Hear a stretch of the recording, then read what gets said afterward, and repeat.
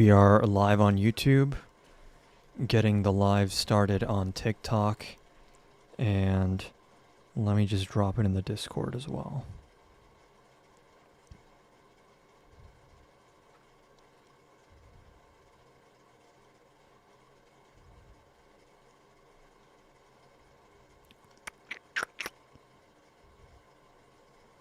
Okay. I think everything is set up. Okay, we're not going to be live for too long today. I want to see if we can get some debates, hopefully. If not, I guess I can cover recent news and stuff, but ideally I'd like to get some debates. So if you are hopping on right now, make sure you guys are double tapping the screen and sharing the live. These are only fun if we have people that actually want to debate. And there's a higher chance of that the more people that see it. So, oh, I remember this guy. Hey, are you the guy I was talking to when my mic started tweaking out? To be honest, I don't know. I think I've talked to you maybe at some point before, but I can't remember it I specifically. feel like you were on like a couple days ago, but okay. Which of the prompts above did you want to debate on? Yeah, definitely. Probably mass deportations. Okay. Did you want to put forward your own argument on why you disagree, or did you want me to open up by stating mine? Yeah, well, I mean, I think that here's kind of how I'd preface this. A lot of people, is your issue really that it's just dangerous, inhumane, and wasteful, or do you think that it's unconstitutional, and like legally unacceptable? Well, the second thing is a question for courts to answer, which they haven't fully addressed yet. So that's my claim is about they're dangerous, inhumane, and wasteful. Yeah. Okay. Sure. Yeah. I mean, I would probably argue that I do agree that they are dangerous. They can be inhumane. I wouldn't argue that they're wasteful, but I would say that ultimately, and this is probably where we would differ, they are necessary. Okay. Why are they necessary? Well, they're necessary because you have to enforce your border on principle. So it's literally just principle. If you have a border, you have to enforce it. If you allow massive amounts of people, like millions, tens of millions of people, to go through the border unfettered that are not supposed to do that. I don't think that it ultimately really matters too much about how you go about getting them out, so long as you're not committing like literally crimes against humanity.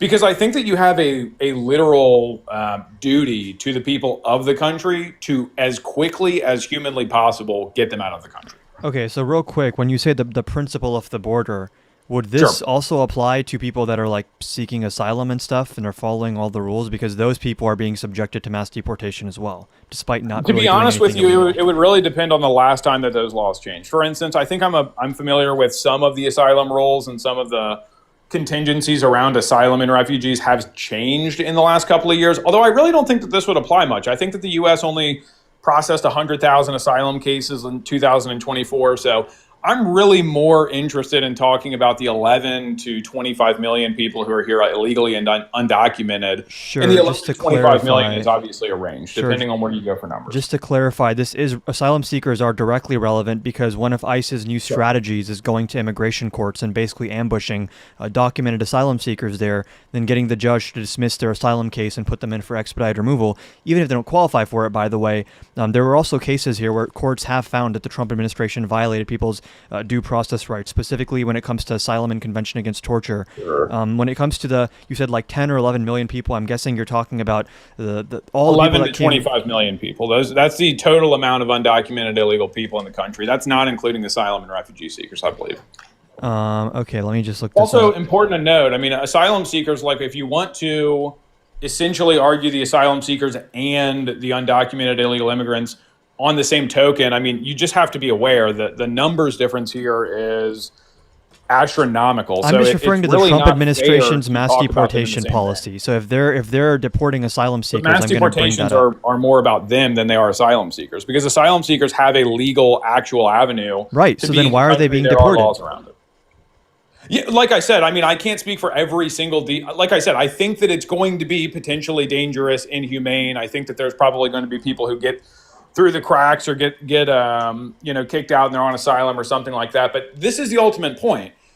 The border, the principle of the border, Yeah. takes precedent over the idea that some people who have immigrated here are trying to immigrate here get the short end of the stick. I don't Because believe we need to ultimately, if those arbitrarily. people get deported, we still have a country. We If just the don't border need to and the principles behind arbitrarily the border aren't worship. followed, We have a don't need country. to sacrifice our humanity and our ability to be efficient at You're the not altar of sacrificing the your principle humanity. of the border. Like, we are a Not country that sacrificing your has humanity. latitude and discretion in how we enforce laws for a reason. It's not sacrificing humanity in any sense. You literally just admitted that it would be inhumane and dangerous, right? But you're saying it's a worthwhile But you can sacrifice argue for the humanity all principle day. of the Okay, border.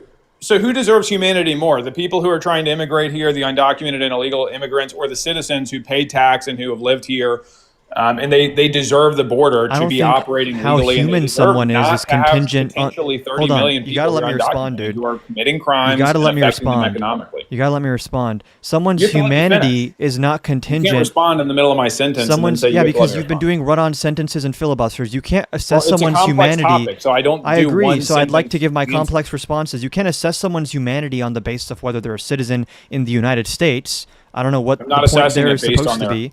You just said who deserves more humanity, someone who's a citizen here versus someone else. I don't know what bearing that has on how human they are. Again, you're saying, oh, this is complicated. I agree, but I'm referring to specifically Trump's mass deportations. And when Trump's mass deportations are getting asylum seekers caught up in there, that's the issue I take with it. When Trump's mass deportations Yeah. are prioritizing non-criminals over criminals, that does make things more dangerous. But we're kind of pivoting here. So I want to stay Same on the thing. original point, which is Same you're point. talking about we're sacrificing our humanity. So yeah, I totally disagree with you on that, and here's the reason why. You just agreed 5 We're minutes ago. not looking at humanity in terms of like this guy versus that guy, put them in a room together, who gets humanity. I'm judging humanity based on one simple thing.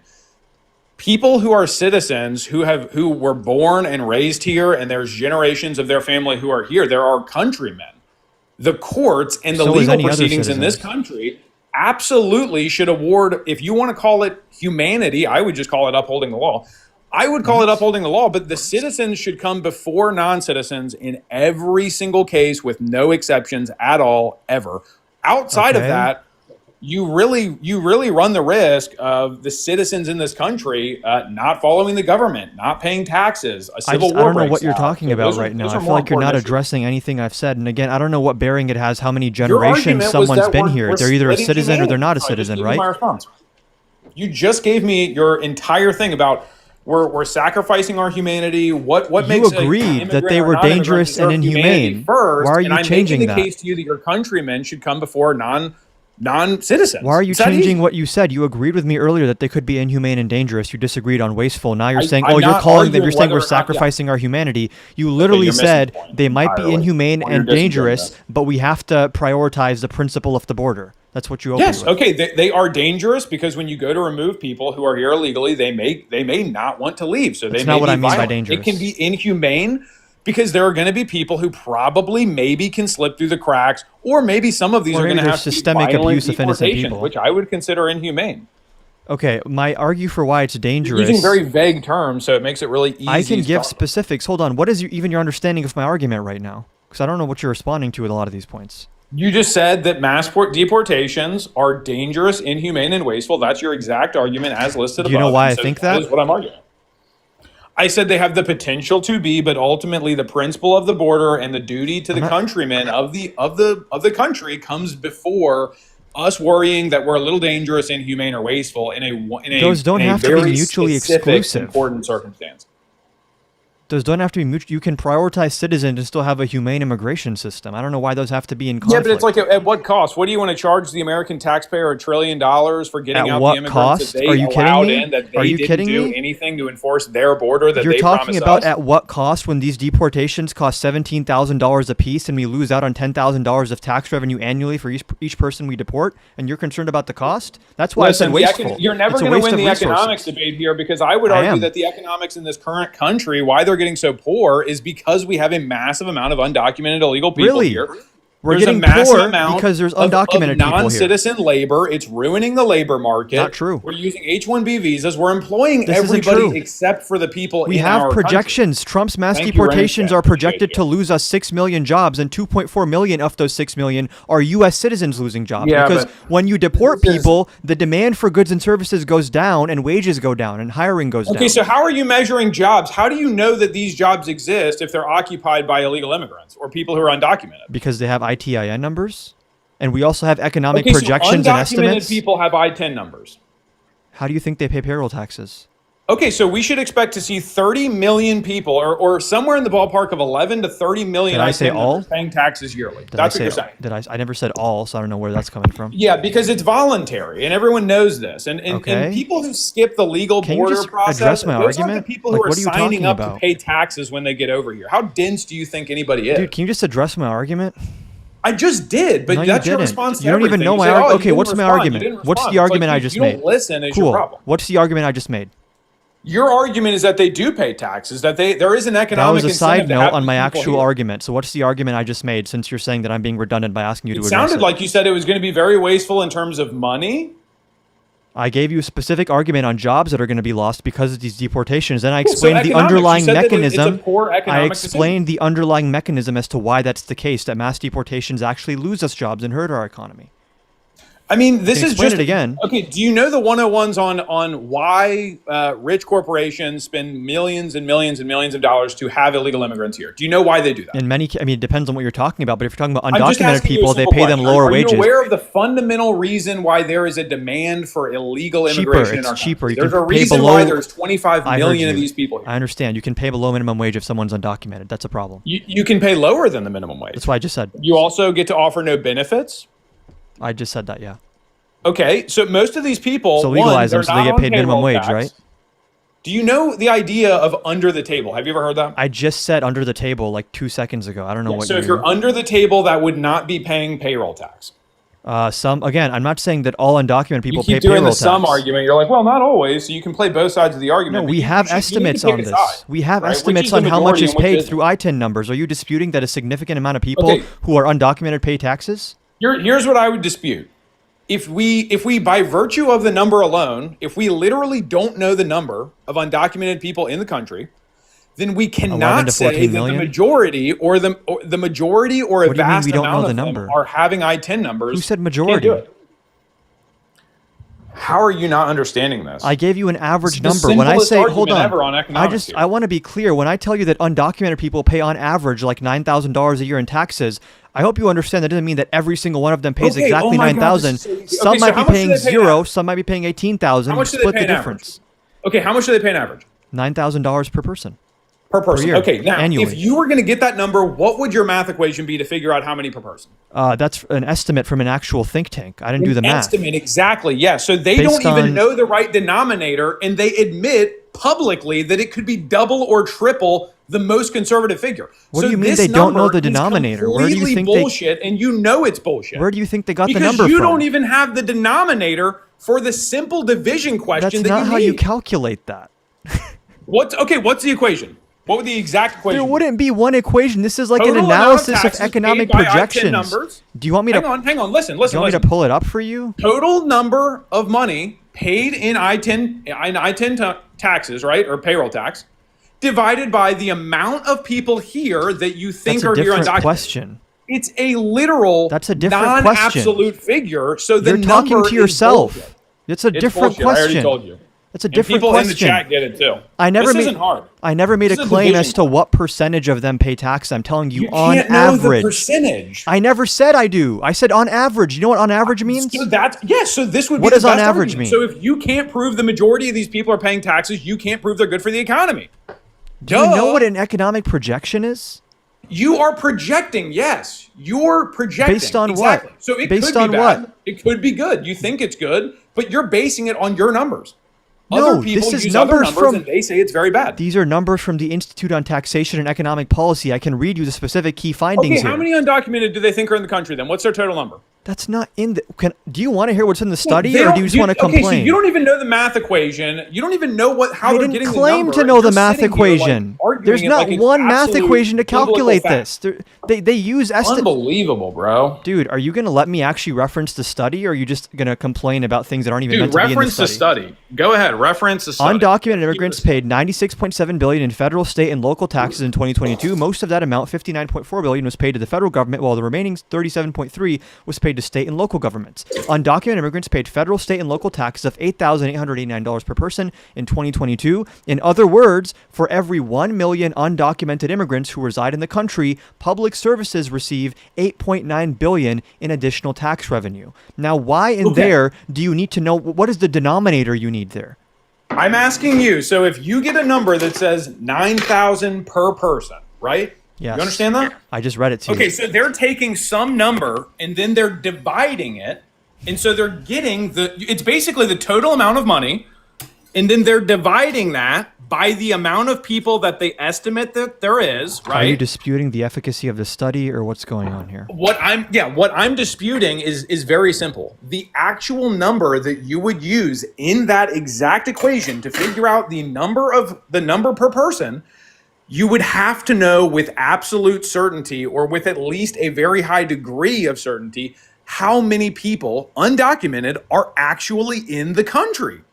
We can only guess at that by virtue of they are literally undocumented. Yeah, this is by how definition. this How is do you how not get that? economic estimates work. Do you want them to Oh my God! know absolute yes, numbers? that's what I'm saying. Is it's a bad estimation. No, you're I don't saying care- that I know because it's an economic It's a bad estimate. one. You're saying because it's an economic estimate and you don't like what Dude, it it's states. a study Dude, paid for by the same people who want Bro. illegal immigrants here for cheap labor. Stop talking for like 30 seconds. Is it that difficult to let me respond?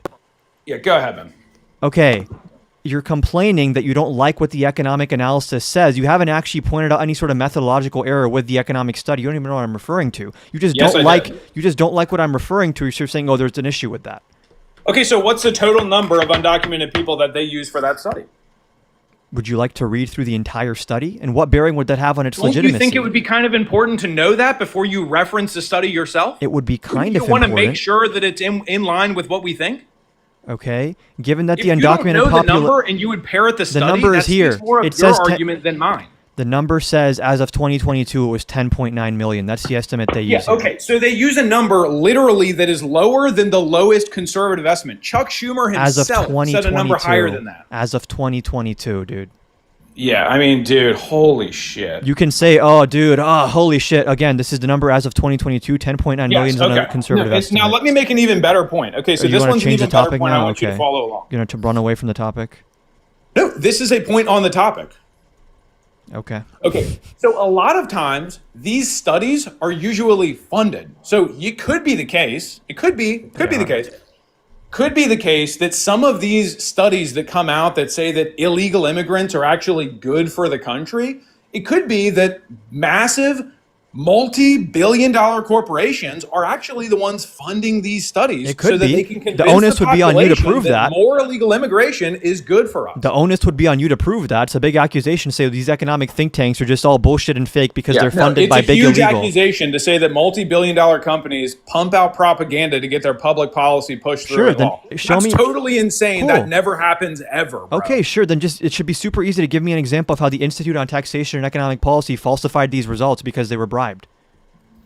Yeah, I'm just kind If of it's making so a common obvious- sense, if it's so obvious, show me. observation here. I mean, this is insane, dude. Okay, I cannot believe. Okay, people if it's so actually- obvious that you're like, "Oh, dude, I can't believe." Oh, can you really say it's that? reminiscent Then show of me. Tim Walz Show saying me. that every dollar of welfare actually produces $2 Dude, in our I don't know where economic Tim system. Walz came It's from. So stupid. You're I can't even allergic to the imagine. point. Allergic to the point, I guess. Sure. So you don't know the denominator. You know the I denominator just gave it low. to you. You're still going to use the 10.9 number. million, which is what the estimate was as of 2022. Okay, so what if we use 30 million? What if we That use a number would be billion? 3,000 What if and we use change, a correct? quintillion? Like, what is wrong with you? What are you talking about? So let me ask you. So if you just use the 30 million denominator, what would the numbers be? Would Where they be the really fuck are you positive, or getting would they be 30 pretty negative? million as of 2022, dude? Just show me. Yeah, okay. Genuinely, just So- show me. I'm just saying, 'Cause if I showed use you my the work. Other Just end show of the me. spectrum, it makes it quite a bit different, doesn't it? Yeah, if you change the reality, then the reality is different. You're Congrats. saying that number is reality, and that's just an estimate. That's the problem. How do you not see that? That was the estimate from most groups, 10.9 But and like it's 11 an million. estimate because we don't Base- know how many people are here, bro. Oh my god. What's your argument here, dude? This is just crazy. You're really It's flailing right literally now. Like you can't explain. You're really It's like flailing. in math class where they're like the numbers have to make sense in common. Like we can't have one half of a person. It's like trying to explain that concept to someone on immigration. Are you You okay just right don't get now? it. You're not taking What in is like it the that I don't practical get, dude? application. I cannot even believe it. I just told you the study is based on an estimate of 10.9 million. Your response is like, "What, bro? Are you serious? Are you kidding Okay. me, bro? What if it was 30 billion people?" Like, just give me something of substance, please. Okay. Just then throwing let's your just hands up use- and asking, just use acting 22 exasperated million is in not an that study, argument. And what does the numbers do? Say it again. Use 22 million. Let's just assume that the amount Why? of undocumented was actually higher. Why? Because the current estimates right are now by you? the government are 11 to 30 million. This is as of 2022. And by the way, who are you? That's Are you two- like a that's social 3 science years ago. researcher? It's not that long ago. How many millions of people do you think have gotten in the country since 2022? Definitely in the millions. You just said it yourself. That's pretty significant, no? See, now you're not even willing to run this experiment with a number other than the one that you gave. Because my you, guy, and you would we admit, are though, not- that number is maybe or maybe not the number. We are not fucking PhD economists. I'm appealing to an actual study from expertise, and you're just throwing up your hand and saying, "Are you serious, dude? What if it was 30 billion?" Give me some data. Give me a study, even I from a said MAGA 30 think million. tank. Give me something. Go ask ChatGPT for help, because this is embarrassing. Do you think? Okay, let me ask you this, because if you don't agree to this, then this whole conversation's a waste of time. It's Do been a you waste of time. think? No. Do you think that Yeah. there are different numbers that you could get per year on how many undocumented immigrants are here? Different credible numbers? Yes. Yeah, but the variance would be pretty small. Okay, so tell me what the variance is right now, since you know these kinds of things. I believe the variance right now is like 11 to 14 million people in the country undocumented. You think that? Okay, so you think it's 11 to 14 million. Yeah. Okay, so if I look up, there's no one credible at all that would be reporting a number that's closer to 25 to 30 million. You can find it for me, and I'll respond to it accordingly.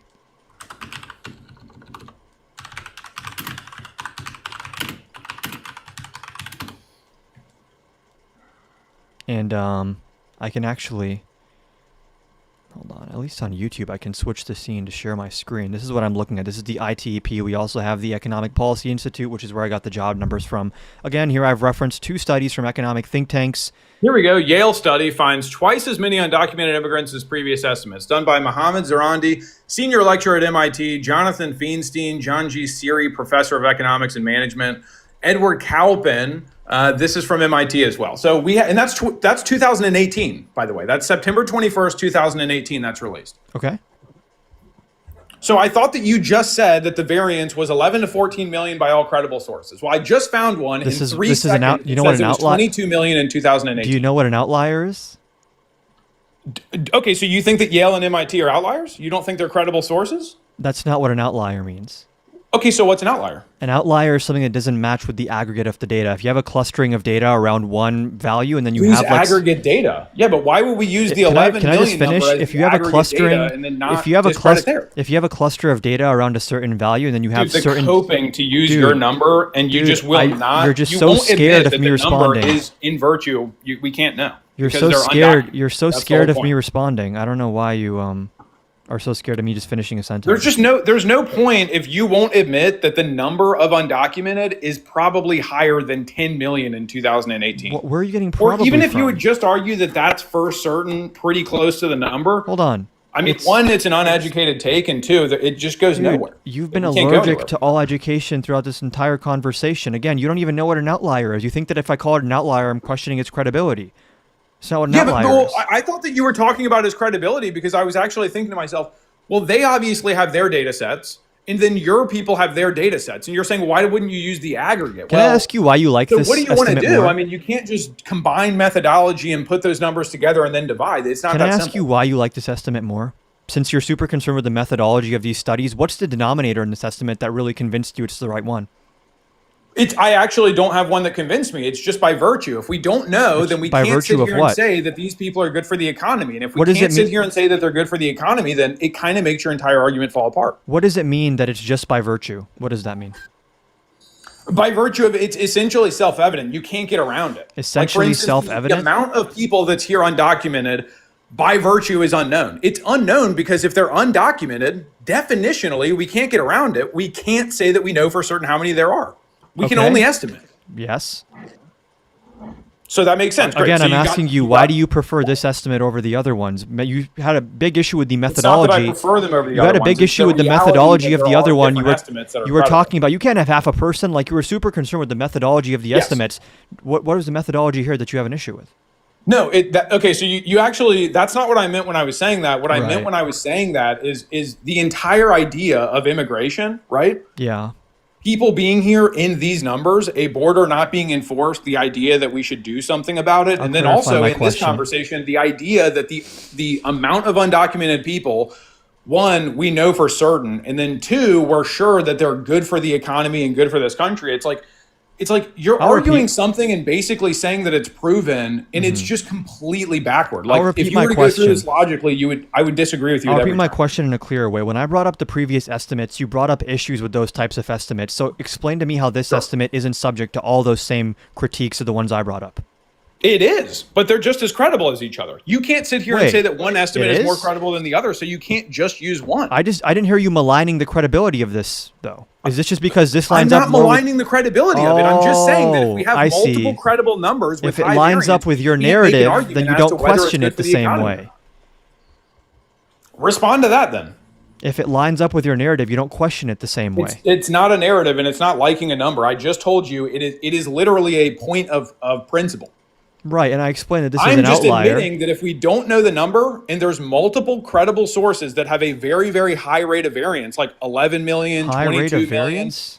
or a high difference, if we know that there's different credible sources and they say very different numbers, then all of the economic equations, when we run them to see if this is good or bad for the economy, even though it's illegal in the first place and we shouldn't even be considering that, we can't possibly know how many people are here. So we can only guess. And I'm telling you right now, if you're talking about I understand that we can only into guess. our Like no country, one's disputing. guesswork is Dude, not you're just good enough, dude. You're just fighting demons. You're taking issue with the fact that it's impossible to know something for sure, so therefore educated guesses should be ignored. Or what are you even arguing? Okay. So you just responded, but you totally left out the part that we have multiple credible I didn't respond. I numbers. asked you a question. What's the question? On what basis do you determine that like this is just not significant or not relevant just because it's not the exact number for sure? No, I think that study that you say 10.9 or whatever the number is, I think that it's like, yeah, we should obviously give it some thought, just like we should give it some thought that other people who are pretty smart, who do this for a living, think that it's 22 million. Yeah, it's like I'm seeing here. Why that- don't you give the $22 million I'm just seeing the as a 22 million? Why don't you sure. give that any credibility, and why don't you take it seriously? I'm not saying it's not credible. I'm saying it's an outlier. And again, I just pulled it up here as How of, can you say it's an outlier? dude, I can tell you, as of late 2025, most authoritative estimates of the 2023 to 2024 period cluster in the 12 to 14 million range. That comes from Pew Research Center, the CIS, the CMS, and the MPI. And then there is still variance for like the Yale thing you're bringing up there. But again, the reason I brought up an outlier is to say when you have a bunch of data points clustered around like one set of values, and then you have certain outliers that are way lower or way higher, that doesn't make them necessarily wrong, but you treat them with a little bit less seriousness or a little bit less certainty than the ones that are clustering around one set of values, right? And it seems like everywhere you have around like 11 to 15 million. Yeah, and so, well, that's kind of funny. Your number's slowly going up with me, but It's been two, the other 11 part is since this. the beginning. We should look at the reality that we're talking about a number of people that one should never have even been possible to be here. We're debating You wanna in change the the millions topic now? how many people have gotten across the border You're over the changing course the- of the last 10 years. You're changing the topic now because this started from No, you're I'm saying just making another argument, a non-numbers argument for my position. So, okay, I do you can't really concede make the the numbers economic- argument any further because I Cool. disagree with you on the idea that I should take some numbers more seriously than others. It just seems like you don't take any numbers seriously if they're estimates, right? That's kind of what you were implying earlier. But then I guess when you found an estimate that bolstered your point, then you were like, all of a sudden, this is great. Again, this whole Not conversation... that they bolstered it; it's that any of them exist. Right, sure. That's This whole conversation started from a discussion of whether undocumented people have a net positive impact on our economy. I don't know why you want to leave that topic. because if you use any number other than your own per person, how much they put into the economy changes a ton. Okay, does that mean we should ignore those data points just because we don't know for sure? Well, your point was that they're actually good for the economy. So I'm just pointing out that you're not absolutely 100% sure Because if we use the higher out, or we use the higher, you call them an outlier number, but if we use those numbers that are credible and they have people that are at MIT and that do those things for a living, if we use their numbers, Yeah. your argument with the economy kind of falls apart. How so? Because, like I just said, is a you're great measuring point. how Okay. much money these people put into the economy. Wouldn't it be if higher there's if there was twice more as people? many or 3 times as many people, divide the number by 3. That's how that works. Do you not know how math works? Divide the number by 3 if there's 3 times as many people? Okay. Hello? Yeah. Okay. So if let's say one immigrant puts $9,000 into the economy, That's pays not $9,000. what these numbers are. If there's 3 times as many immigrants, then you would divide 9,000 by 3, and then you'd have 3,000 per person. You It's would a also- per person per capita argument. You If probably there don't were understand. more immigrants, you would also update the way you're estimating which percentage of tax It is revenue insane comes from how them. much per capita and just basic mathematics. Dude, like you're per just person arguing stuff for the works. sake of arguing. I explained mechanistically why it's the case that they contribute to our economy. Like, I actually explained the underlying mechanism. You haven't actually taken any issue with that. And that mechanism is the same regardless of the number, if you want to cry about the number so much. Like, I explained to you that they contribute to aggregate demand. That raises wages, raises hiring, it Yeah, but bolsters it's the like economy. you're arguing on the side that they're economically justified. They're illegal in Net- the first net place. positive. So you saying that because they're Net economically positive. good, Net and your positive. figures are also kind of wishy-washy with Net that, positive. you're also just ignoring the idea that these people came here illegally. Like, Net why positive. why do they deserve anything from us if they're coming here illegally? Can you just address why you think they're not a net positive for the economy? I don't know how many times I have to say that. Give me your reasoning. Why did he just leave? I mute this guy once and he leaves. Bro, what? Okay. I had a feeling, that's why I wasn't muting him. He was being a crybaby. If I muted him, I knew he was just going to leave the live. That was fucking painful. Holy shit. Holy shit, dude. We do have a thank you real quick from a true radical left patriot. Holy shit. Nina. Thank you so much, Nina, for the $10 on PayPal. Everyone drop a W for Nina in the chat. W's for Nina. Adam, FYI, I couldn't find you on Venmo. I'm consistently so impressed by you. Your audience should be 1000x larger. Keep it up. Also, this guy is so damn annoying. Love from New Orleans. Thank you so much, Nina. If you guys are enjoying the live, again, my PayPal, Cash App, and Venmo are in the link tree in my bio. I have had people telling me my Venmo isn't popping up for them, which shouldn't be the case. It still seems to be up for me. It should be in my link tree. But do we have any more? No more guest requests. Shocking development that MAGA sees what I just did and runs away. This is why I have to have one-on-one debates with actual debaters, because like this doesn't work anymore. There's no one with the courage to hop on and debate at this point. Children don't pay taxes. This is true. 2015 open borders video. Bernie Sanders, you'll thank me later. I know what you're talking about. The Vox interview. Dude, I don't know who supports open borders. Is there someone here that I'm like not seeing that supports open border? I don't know where this term even comes from, open borders. It's manufactured by the right. I've never heard anyone on the left ever even bring this term up. Open borders, open borders. Yeah, did anyone see the fucking unhinged shit that Trump said about that one director guy? Holy shit, dude. Holy shit. What's his name? Rob something? Rob Reiner? Attack on Titan reference, potentially? Hold on.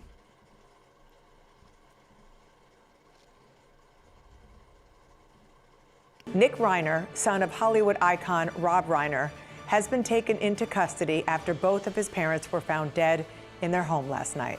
CNN's Josh Campbell is in Los Angeles. Josh, I know you've been talking to sources. What are you learning about this arrest? Dude, tough luck for Rob that this happens a day before our debate. Dan, a significant development in this incident. As you mentioned there, we're told that the son of Robin Michelle Reiner is now in police custody. That, according to jail Opinion on anti-Trump Republicans, it's a dying breed, but I respect it. records. Now, he's being held on $4 million bail on a type of felony charge. However, the records do not indicate what that specific charge is, whether that's specifically in connection with the Referred to as TD. A very sad thing happened last night in Hollywood. Rob Reiner, a tortured and struggling but once very talented movie director and comedy star, has passed away, together with his wife Michelle. Okay, so far he's just letting us know the news.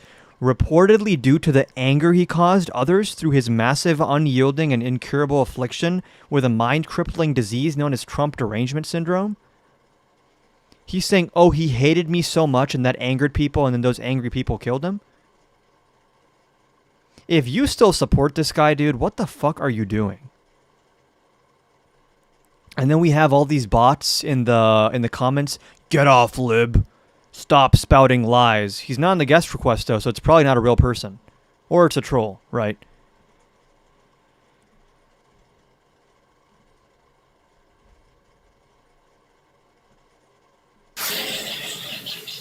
I know who you are, right? You don't actually want to debate me on the border. You're the same person.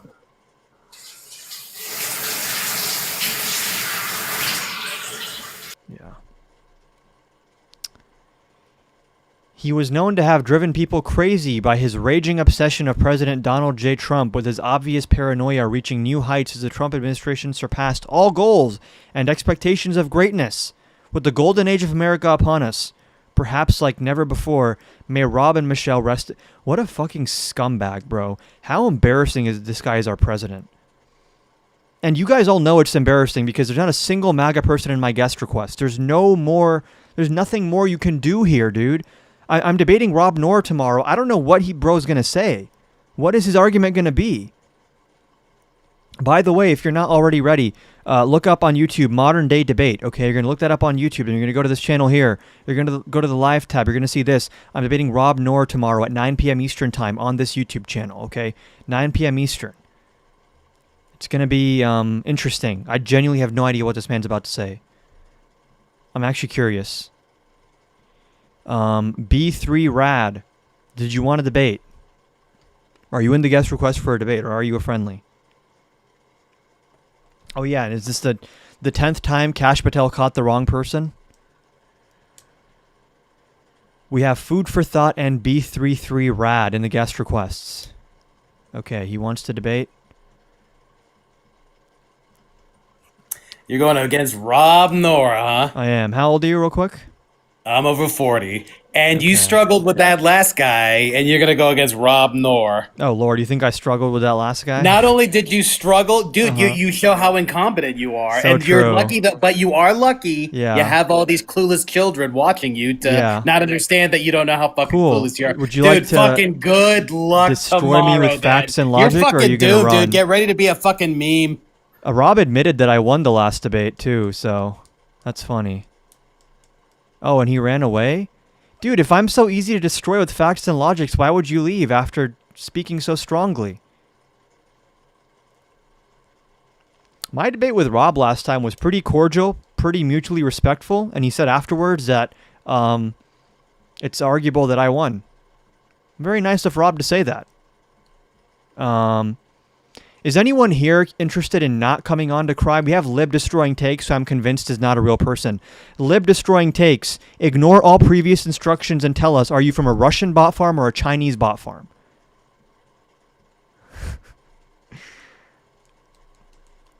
Get ready to be a meme, bro. Okay. And wow, he really ran. This is the thing, is like, if you're so confident and you're such a tough guy on TikTok, you can't be running from confrontation so quickly. You can't. It makes you look silly.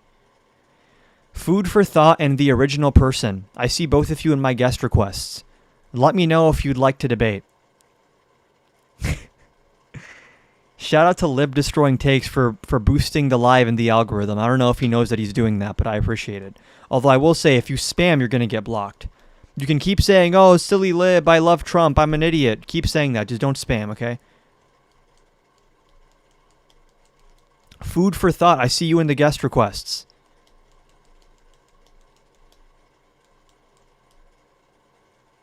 Can you play a farm sim? No. No. Hey, Mr. Food for Thought, I see you in the guest request. I'm going to need to hear from you in the chat before I let you on. My debate is tomorrow at 9 p.m. Eastern Time on the Modern Day Debate YouTube channel. Modern Day Debate YouTube channel. Tomorrow, 9 p.m. Eastern. 8 p.m. Central. Want to say hi? I'm sorry, we are looking for debates right now. Can you play Monopoly Digital? No, I only play one video game, and it's UFC 5. And I will not play any other game, I'm sorry. I'm not physically capable of playing any other game. You're going to have some haters watching tomorrow. That's fine. That's fine, dude. My last debate with Rob, it was pretty, it wasn't very mean-spirited. Rob was very complimentary of me afterwards, which is surprising because I've mostly seen Rob crashing out on like Destiny and Pisco and stuff, but he liked me for some reason. He even said after we debated that it's arguable that I won. So maybe I don't know. I don't even want to sit here and like shit talk him. I guess his fans hate me or something, but I've always said I prefer substantive debate over like weird, mean-spirited name calling. So isn't it crazy that I have more fucking decorum than the President of the United States? I already debated him once before, and after our debate, he was pretty complimentary of me.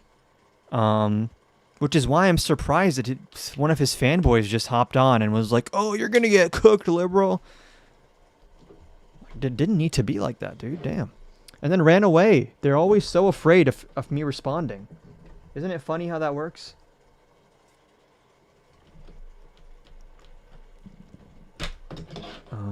Let's plug this in.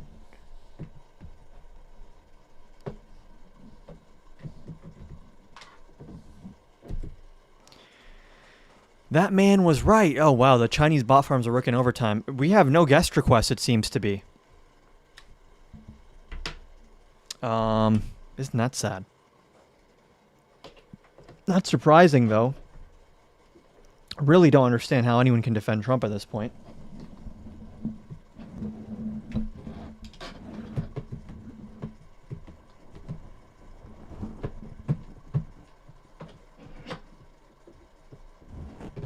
Okay. Rob Reiner situation is it's all crazy, and it's to a point where it's like I don't even know what to tell you guys anymore. That Trump's deranged, he's senile, he's authoritarian, he's malicious, he's unhinged, he's depraved. It gets to a point where we're just I don't know. We're just going in circles. It's like the emperor has no clothes and everyone can see it, but no one wants to say it that's actually working with him. You are not Aryan. Oh, so this guy's maybe not a bot farm. He's just an incel, loser, weirdo person. That's almost more pathetic. Ow.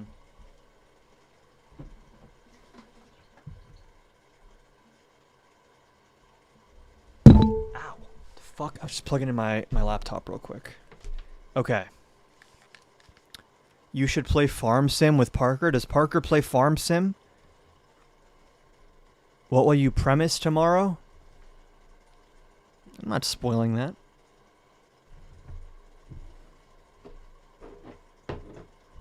If every MAGA person watching is like too cowardly to debate, then like I'm not necessarily super in the mood to react to news. I mean, the Rob Reiner thing was just like so fucking unhinged that I had to talk about it, but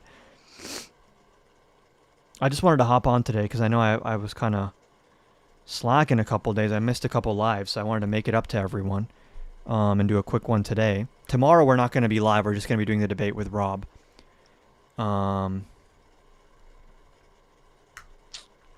Play Wordle. Ukraine conversations. Dude, I honestly, I can't even... Ukraine is, important and stuff, but it feels so fucking, I don't know, tangential. Just because the stakes now are so high. The president's an actual fucking deranged, crazy person. I keep pointing to the clip where he says we have a dead head fed here. He can't even say Fed chair properly. The debate tomorrow should be fun, though. The thing is, my first debate with Rob was 3.5 hours long, so we really fucking delved deep on every single issue. And sometimes I feel like you kind of lose the plot when you're doing stuff like that. But tomorrow's debate, I can give you guys the format for it.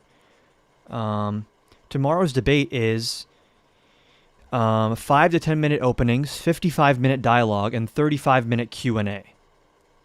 So I think I kind of prefer that because when you do a 3.5 hour debate, sometimes it's what are we even doing anymore? We're now 5 topics removed from the first thing I brought up, and we're talking about random minutia that's not super relevant. So should have more crisp points. We can just watch my first debate with him, I guess. I think you should play Farm Sim. Dude, do they even play Farm Sim?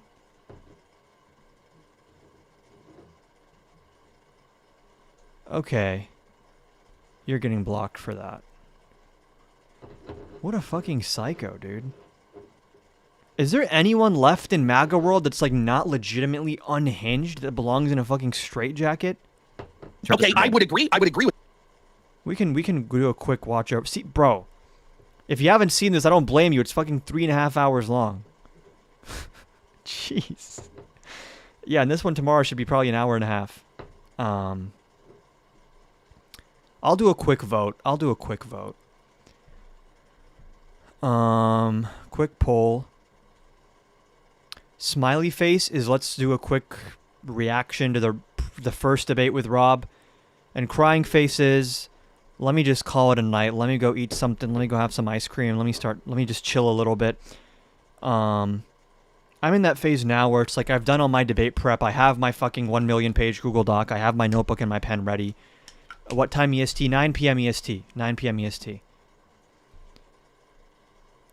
Okay, the poll is up and running now. Peacefully and patriotically cast your vote. I feel like this was a dumb poll. I feel like everyone's just going to ask me to watch the debate. I don't know why I did this. Dude, here's the thing. I hold out hope that there's like MAGA people in here. They're going to vote like, yeah, end the live, go away. But they don't even vote. They just... That's more proof that it's bots, low-key. Sometimes I turn to these MAGA people as my fucking escape button in these polls, but they just don't turn out. I'm being starved and fucking used and abused by my own fans. What is this? My own viewers. I'm a human being, you know? Wow. 11-3. We're getting Biden 2020 margins. Stop the count. Okay. Okay, it seems like we have a 12-3 landslide victory for watching this. We'll watch a bit of it. You're not even, like... I'm even going to hold back from saying certain stuff because, like, I'm not going to... I learned a lot from this. I love debating people a second time. My favorite thing is debating someone a second time. Because my first time... If anyone here watches... This is such a niche reference. If anyone here watches such a niche reference... If anyone here watches UFC, Peter Yan, there's like a meme with him. He's like a UFC fighter where it's like...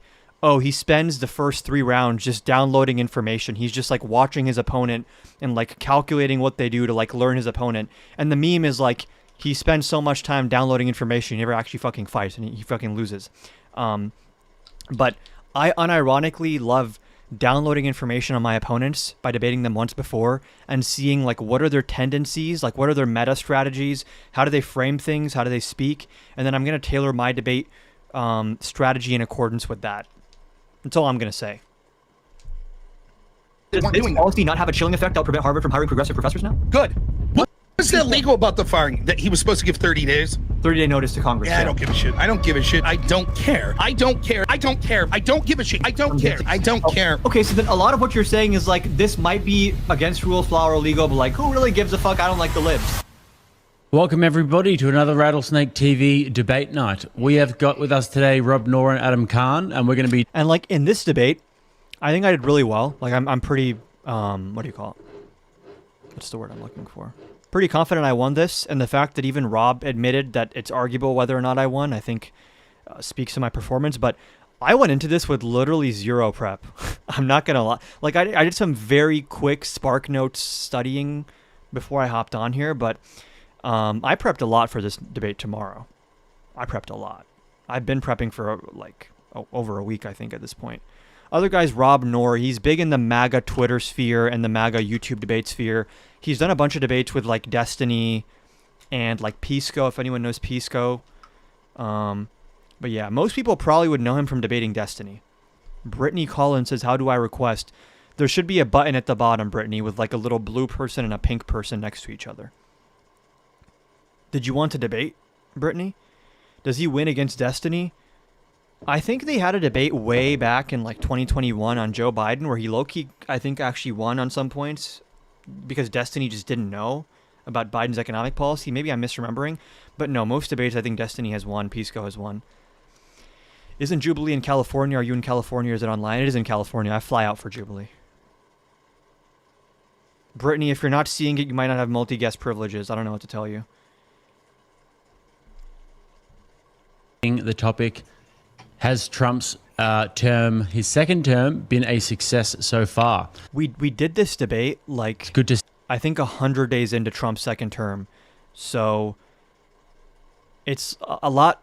I've been given a lot of subject matter since then. And okay, Rob Noor is just someone that obfuscates the point and is like a ghost when it comes to holding him.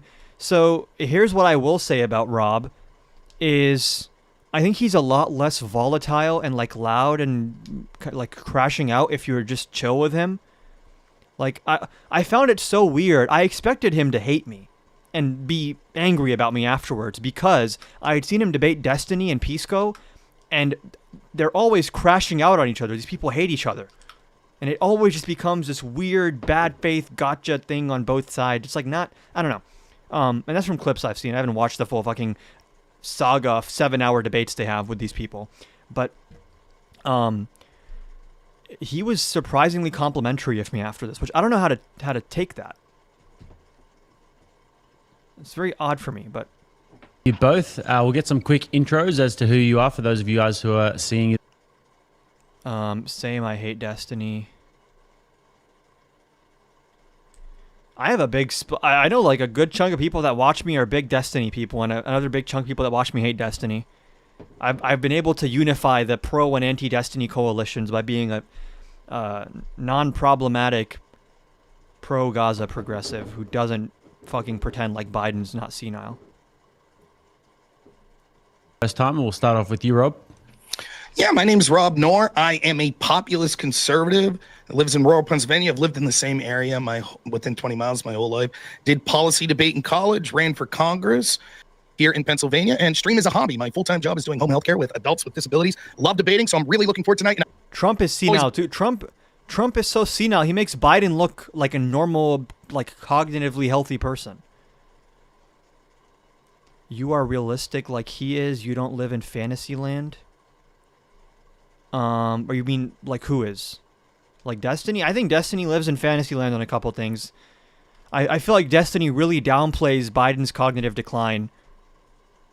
Which is like, you don't have to do that. We can all admit that Trump is like a horrible authoritarian person, but like Biden definitely fucked us in 2024 and should never have run for re-election. Probably should have resigned in 2023 by all accounts. This debate happened like last March, by the way. Jake, doing a show with Jake. Adam, my first time meeting you, so I'm looking forward to it. I think it's going to be a lot of fun. Yeah. Always a pleasure, never a chore, Rob. And Adam, good to see you again. Thanks for coming back on the channel. Thanks for having me. Tell us a bit about yourself. Yeah, I'm Adam Khan. I'd call myself probably a progressive, but with political labels, it's always a little bit tough to pick the right one. I do political commentary mainly on TikTok, starting to move a little bit more to YouTube, and I've been in a few Jubilee videos and a couple more coming out in a few months. Awesome. And all of the links for these gentlemen. Yeah, so just to be clear, Rob and I have debated once before. It was a 3.5-hour debate. Very shortly into Trump's second term, only 100 days into Trump's second term, so there wasn't much subject matter to cover. Nothing compared to what we have now. And I also just didn't prep much for this one compared to the one that's coming up tomorrow. So we'll see if that makes a difference. But be below. So guys, we're going to do opening statements. That'll be 5 minutes each on the clock for these fellas, and then we're going to get into open dialogue for at least about 90 minutes or so. These guys can take it wherever they please. If you would like to send some super chats and grease my palms, you're more than welcome to do so, and the super chats will be put on screen as we go. And with that, gentlemen, let's get ready to rumble. And now, for the thousands in attendance, let's get ready to rumble! Rob, the floor is yours. 5 minutes on the clock. Thanks so much. I appreciate it. So, should be a good debate this evening. The question is, has the beginning here of Trump's term been a success? Now, and by the way, the prompt for this one is, has Trump's second term been a success so far? But the debate tomorrow is, was Trump a better choice than Kamala? Difficult to be able to determine this early into an administration. Which I'm honestly assuming at this point that Rob isn't even going to defend Trump. He's just going to say, oh, Kamala would have been worse. I'll be very shocked if Rob is actually like still a Trump supporter. Is he? I don't follow a lot of people, so I don't know. But that's going to be a tough thing to stand on. Things will end up. And the term success is going to be relative anyways. I would propose that one of the ways we study up on those Kamala policies, bro. I am, but the thing also is, like, you could give me fucking Mitt Romney versus Trump, and I'd say Mitt Romney's better. Like, I don't even have to prove that Kamala is like, it's not Jubilee. It's going to be on Modern Day Debate. I don't even have to prove that Kamala would be like the next FDR or anything. I just have to prove that she's better than Trump, which is like, who isn't better than Trump? Or not as a success, is comparing it to other similar administrations in this country, maybe in the past 30, 40 years. Maybe we can go back further if we like. But it's difficult because I think that most of our governments in the United States... Like, the prompt isn't even would Kamala Harris have been a good president. It's was Trump the right choice versus Kamala. I'm a little bit astounded. I don't know what Rob... I'm not even saying this to, like, be cocky or anything. I don't know what Rob is going to say tomorrow, which is why I've prepped so much, because I feel like this is an indefensible position, and it boggles my mind that he would choose to defend this position. So I actually don't know what bro is going to say tomorrow. Spectacularly, not just at the national level, but at the state level, and even in my case, and I assume in most cases at the local level as well. So when I'm talking about it being a success, largely I'm going to be talking about it being marginally better than what we saw with previous administrations. No, everyone, again, it's not going to be on Jubilee. It's going to be on Modern Day Debate on YouTube. Modern Day Debate. Okay, you go to youtube.com, you go in a little search bar thingy, you type in Modern Day Debate. Oops. You see how he's in my recommended? I've been doing Oppo research on him. You look up Modern Day Debate, you see this channel right here. It'll be the first thing here. That's where it's happening. Bush or the administrations of Obama, Joe Biden, etc. I think that to be completely honest, the one area that I want to see more that's most important to me, that I will need to see before I say for me and what I want, this is a success, is I want to see corruption outed in our institutions. It is my belief that globalists are running our country, that the real power is bureaucracies behind the scenes, that they stay in perpetuity, individual politicians leave, they're unaccountable, and that's where the real power lies. They use lawfare to go after people they don't like. Chuck Schumer told us that you can't criticize groups like the FBI, even if you're the president of the United States, because they will be corrupt and going after you. And therefore, until that is usurped, the people, whether they be progressive, populist, Christian, whatever you want, whatever label, they will not have a voice, and instead we will be ruled by the whims of unelected bureaucrats that continually enrich themselves, the wealthy class, and it put into sort of our society. When I think, bro, when I tell you, I didn't even have an opening statement ready for this. Terrible policies that are secularist that lead to our culture going in a bad way. Having said that, the successes that I'll isolate are basically threefold that I think that are primary, but we'll be able to go further than that and talk about other issues of Adam likes. I certainly want to give him an opportunity to talk about topics that he wants to. The first area of success I think that you could isolate, which is an easy victory and one of the most important topics, is the border. We were lied to by these bureaucrats, both in the Democratic parties and for years in the Republican parties, that said that we just had to exist with our porous border, bringing in people that massively change our culture and are massive drains on our society, in addition to rapidly making the country more dangerous. Fast forwarding with volume on is like nails on chalkboard for me. Again, dude, I did the watch party with David yesterday for the James Talarico Jubilee, and I was struggling watching that at 1x speed. I cannot watch things at 1x speed. I cannot. Maybe it's a me problem. Maybe I'm the issue here. I just... Even 1.25, I've tried compromising on that before, and it's just tough, okay? I usually watch, if I'm being honest, like between 1.75 and 2.5. That's like my average. The 1.5 for me is the lowest I can come down. This is like my equivalent to, like, I get steak medium rare, but like I'll eat medium if I have to. Over and over, that all the academics, which again fall into those institutionalists that are bureaucrats, like our bureaucrats that are unaccountable, they all tell us how great all of these illegals are. And yet every time we send them anywhere, the people in those communities clamor for them to get out. When it was just conservative districts that were predominantly Hispanic, we laughed at them and said, shut up, suck it up. You have a town of 1,000 people, you just got 3,000 people that don't speak the language. So what? You're Hispanic, you'll like it. They said, no, we don't. I'm never the issue. Not possible. We came here legally. We did the right thing. We don't want these people. Then when we started sending them to Martha's Vineyard and sent them to places like Chicago, all of a sudden people that are traditionally Democrats and not white nationalists started to say that they didn't like those people either. So you can see that the studies are a lie that talk about how great they are. And the fact that we had to have a bipartisan bill after 3 years. Reiner's own son got him Dem stuff? The hell does that mean?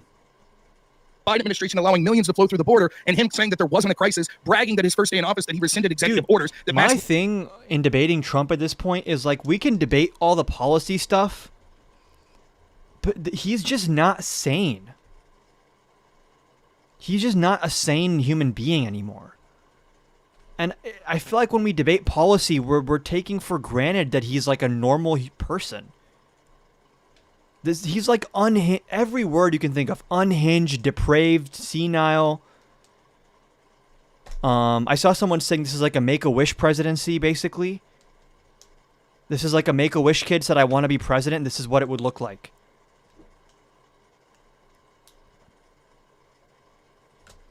Dems do that. Trump's kids love him. Dems kids don't. I think you mean Trump loves kids. Is that what you meant? You walked into that. I'm sorry. For real, please go hard on him, posting about hanging and the one yesterday. Yeah, I'll go hard on him. I just like... Is the argument from the right just perpetually going to be, oh yeah, Trump says crazy stuff sometimes. Trump says crazy stuff. How much heavy lifting is that going to do, bro? It gets to a point.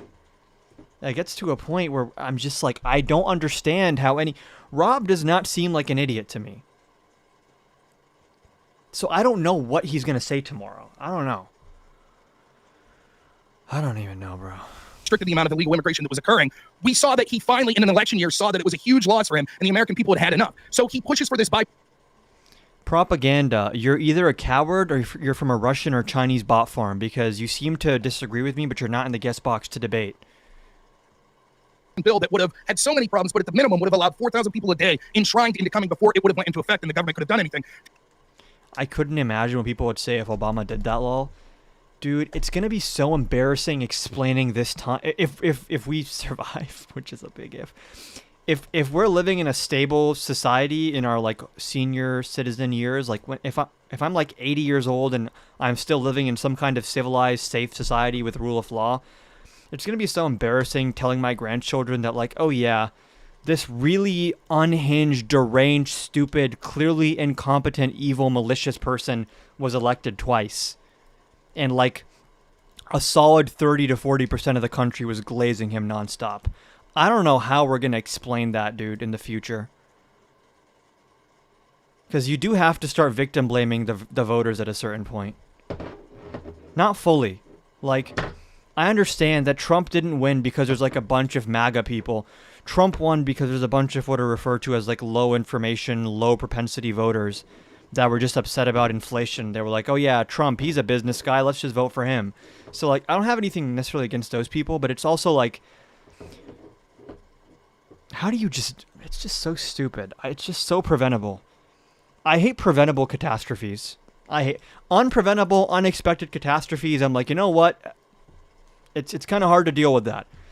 But it gets to a point where it's like, we knew this was going to happen by all accounts. Why did we just do it again?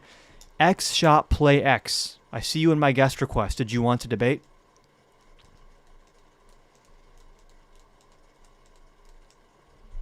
X shot play X. I see you in the guest request. Honestly, dude, am I going to watch this whole... I know I just did a poll, but like, honestly, fuck democracy. What are the prompts?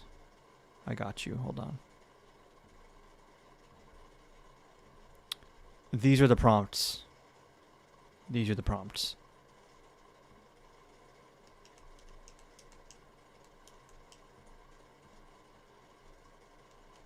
We will riot? Fine, riot, dude. You think I care about your guys' votes? It's obviously rigged. Oh, he left the guest requests. Bro, it's MAGA's just... I don't want to say MAGA's boring now, because boring's not the right word. It's just so unsurprising and so repetitive and so beyond the pale. It's like we're living in an SNL skit on crack. Can I debate on how Dean and Parker are performative? I'm not... That's a weird topic. I'm not debating on Dean and Parker. If you want to debate them, you can debate them. This is not a proxy war. Okay. The Democrats who want those people here anyways would say, oh, you signed off on it. It was bipartisan. Those people are legal. Now, honestly, bro, I'm looking forward to this debate tomorrow. Because it's slim pickings in MAGA. It's so hard to come by a debate nowadays. Can you give us some of your thoughts about them? I like them. I mean, I don't know Dean very well. I've met him maybe a couple times, and he's always been very nice in my experience, so nothing bad to say about him. And I've hung out with Parker a few times. And he's a nice guy. So, I like Parker. Always been very nice to me, very supportive of my content when he didn't have to be. Dean's always been very polite in my experience. Other than that, you guys can talk to them.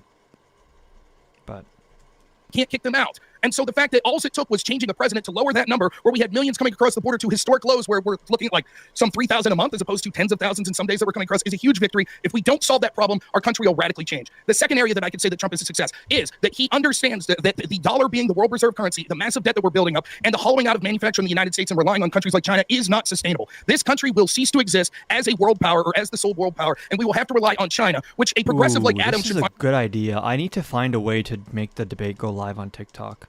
Let me ask though.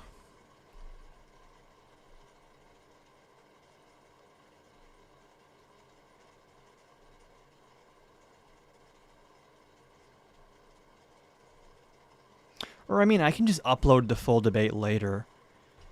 Should I be live on TikTok for it? You gotta work with the Midas Touch guy sometimes. Yeah, I gotta do something with Adam Mockler at some point. We've been wanting to do something, but it's just, things are so busy. But, yeah, I know Adam. I'd love to do something with Adam at some point. Adam's Midas Touch. I'm talking about Mockler, by the way. But I think he's Midas Touch. Maybe I'm tripping. Because I know there's other Midas Touch people, but like the Midas Touch person that I know that I'm in contact with is Adam Mockler. And honestly, he's I think he's probably in my top favorite political commentators right now. It's nice to see it. Another Gen Z voice that's actually, it should be live and post after. The thing is, like, do something with Chris and Harry too. Yeah, I will. Chris is dope. Harry's I like all these people, yeah. And I'm mutuals with them as well, but yeah. What was I going to say? The thing about going live as I'm in the debate is, like, I don't want it to fuck with my connection. Gen V. Yeah, that was I misspoke. But yeah, I'll do something with Chris. I mean, the podcast is coming eventually, and Oh, I have news actually. Not confirmed news yet. But relatively soon, within the next couple weeks, and we're still working out the details, so it's not set in stone, but relatively soon, hold on.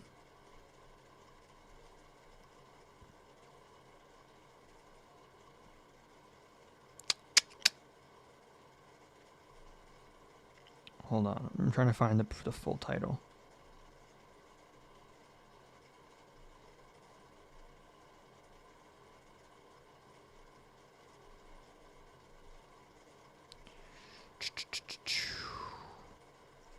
Okay, so very soon, within the next couple weeks, I should be speaking with Dr. Daskalakis.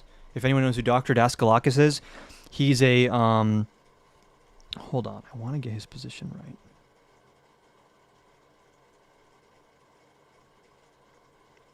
I want to properly read his position. He was the CDC director for the National Center for Immunization and Respiratory Diseases. So he resigned publicly recently, rebuked RFK Jr.'s leadership at the HHS. He was a senior head of the CDC, so I should be interviewing him relatively soon. That should be really cool to have a chance to talk to him, who has directly worked with RFK Jr., worked in the administration, understands our public health apparatus inside and out. I have a lot of questions for him, so that should be coming relatively soon. And when I have more information on that, I'll let you guys know. If you go live, couldn't you be accused of getting talking points for the debate? The way I'd go live is just like mirror the, like, screen share a stream of the debate. Like from the YouTube channel. Are you going to be the host of a podcast? Yeah, I'm starting a podcast soon. It's been in the works now. I always say it's coming out next month. I've stopped saying that because it's probably not coming out next month. Actually, maybe it is coming out next month. Who knows? Human rights is going to be far worse than the United States. They are positioning to be the world superpower because they control manufacturing. But yeah, if anyone has questions they'd like me to ask, again, this guy was the director for the CDC's National Center for Immunization and Respiratory Diseases. I'm going to have a chance to interview him. I don't know for how long, but It's a very, very unique opportunity to speak with someone that's actually worked at the highest levels of the executive branch. It's actually been up close and personal with RFK Jr., with the Trump administration. So if anyone has specific questions as they pertain to public health especially, you can DM me, say I'm in the chat here. I want to make sure that I'm asking him actual interesting questions. That's going to be a Zoom interview, though. So, but yeah, the podcast is most likely to start when I move out. I am planning on moving soon, within the next few months. At the very latest, in the beginning of Q2 2026. Probably by the end of Q1 2026, I'm planning on moving. And I should have... ideally, I want to get a 2-bedroom so I can make one of them like a fully fledged workspace / studio thing. But so when that happens, you guys will be the first to know, which is why you should be joining the Discord, by the way. You should talk to Dr. Greg. He will help you out with questions. Who is Dr. Greg? And I have questions that are like less scientific and more like bureaucratic. Like, how did meaningfully things change on a day-to-day basis when RFK comes in? Is it a matter of all the lower level employees are being given different marching orders, or they're continuing on with business as usual, but then when they pass it up the chain of command, it gets rejected? Like, I want to understand like mechanistically what's happening at the CDC. Like, what are the underlying dynamics and variables at play? That's what I'm curious about. I want to understand like what RFK has been a force for what exactly at the CDC. And it's super cool because I've referenced him before in a video. He's the one who testified to Congress that he had not briefed RFK once, that not a single CDC expert had briefed RFK once in months. And he was talking to weird outside groups for his information. I'm going to ask him about Hep B and measles as well. So that should be fun. That should be very fun. This should be fun tomorrow. I have a thing with debates where it's like, I prep so much, and then I'm like, okay, I've covered all my bases. Why do I still feel like I'm missing something? Or like something is going to like catch me off guard. And with this, like with Matt, when I debated Matt, I pretty much knew he's not going to have any substance. He's just going to do weird word games or just yap a lot, right? So in the moment as I'm debating Matt, I'm like, oh, okay, this guy is like not threatening at all. Like he's frantically interrupting me and screaming and crying. That's whatever. With Rob is rhetorically effective. He's wrong on a lot of things, I think. I think his politics are ass. I think last time he was relying a lot on the open-endedness of like, oh, let's see what Trump does. And I feel like they did a lot of heavy lifting for him in the first debate, but there's not much open-endedness now. We know what Trump's second term is. We know pretty well what's going on here, how this works. So dude, I don't understand. I don't understand when people are willing to debate me on topics that I don't think are very debatable. This is peak perfectionism. I am a perfectionist, and it's always been to my benefit. My video scripts, my editing. So when people say perfectionism is bad, I feel like I disagree. When you quadruple check all your bases a million times and you go down every dialogue tree and predict what someone might say and how to diffuse. Like, the point I'm at now, dude, is like, I feel like I should probably keep chilling until the debate tomorrow. But I feel like, am I missing something? Like, what is bro going to say to me tomorrow? I don't even know what to anticipate. Unless he gives me like really low IQ MAGA talking points, but like, I don't get that vibe from Rob.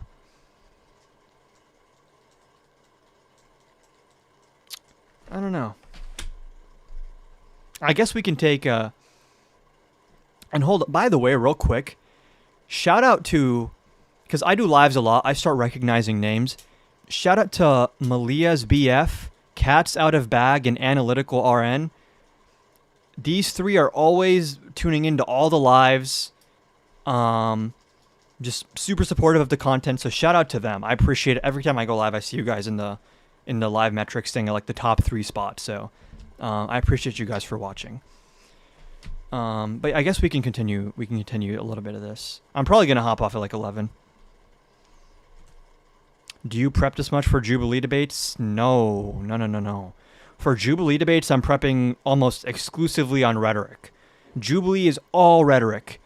They're gonna edit 50% of the stuff I say out of the final cut. They're gonna what do you call it?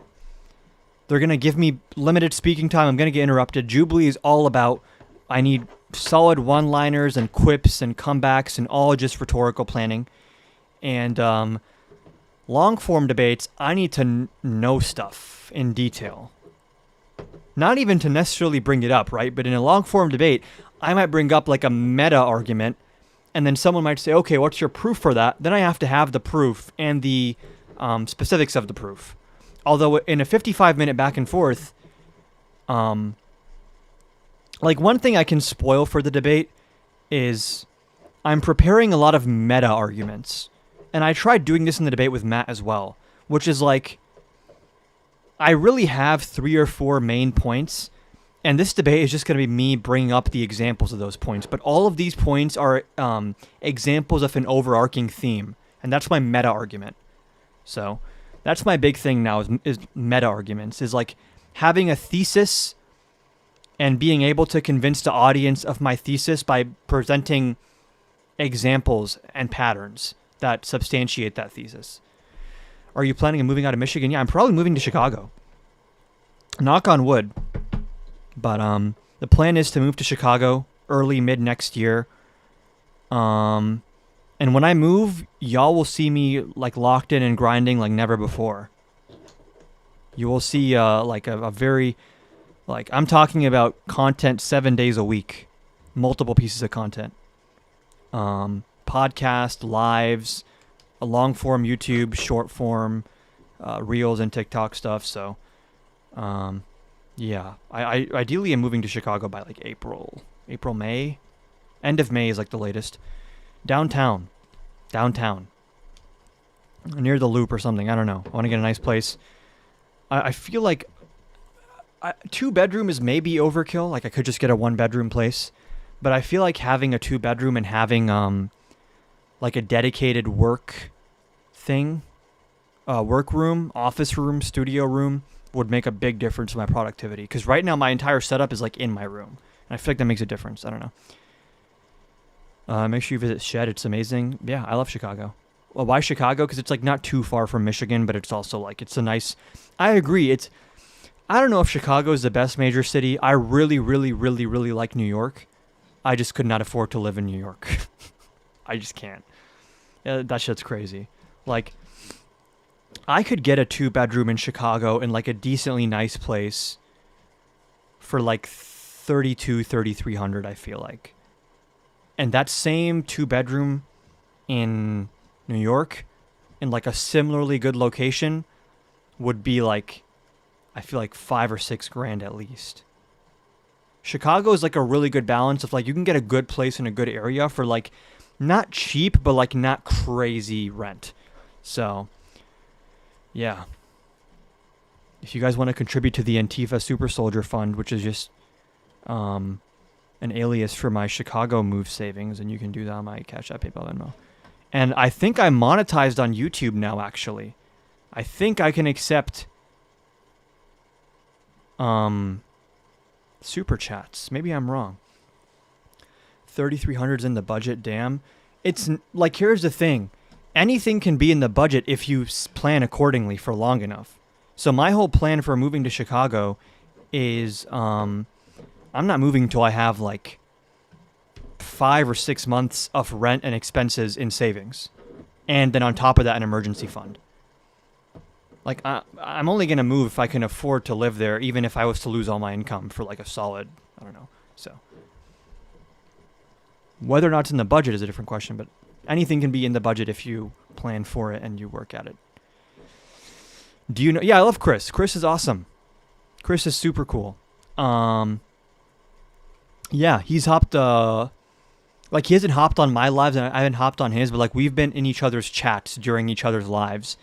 And yeah, I like Chris. Chris is cool. Harry's cool as well.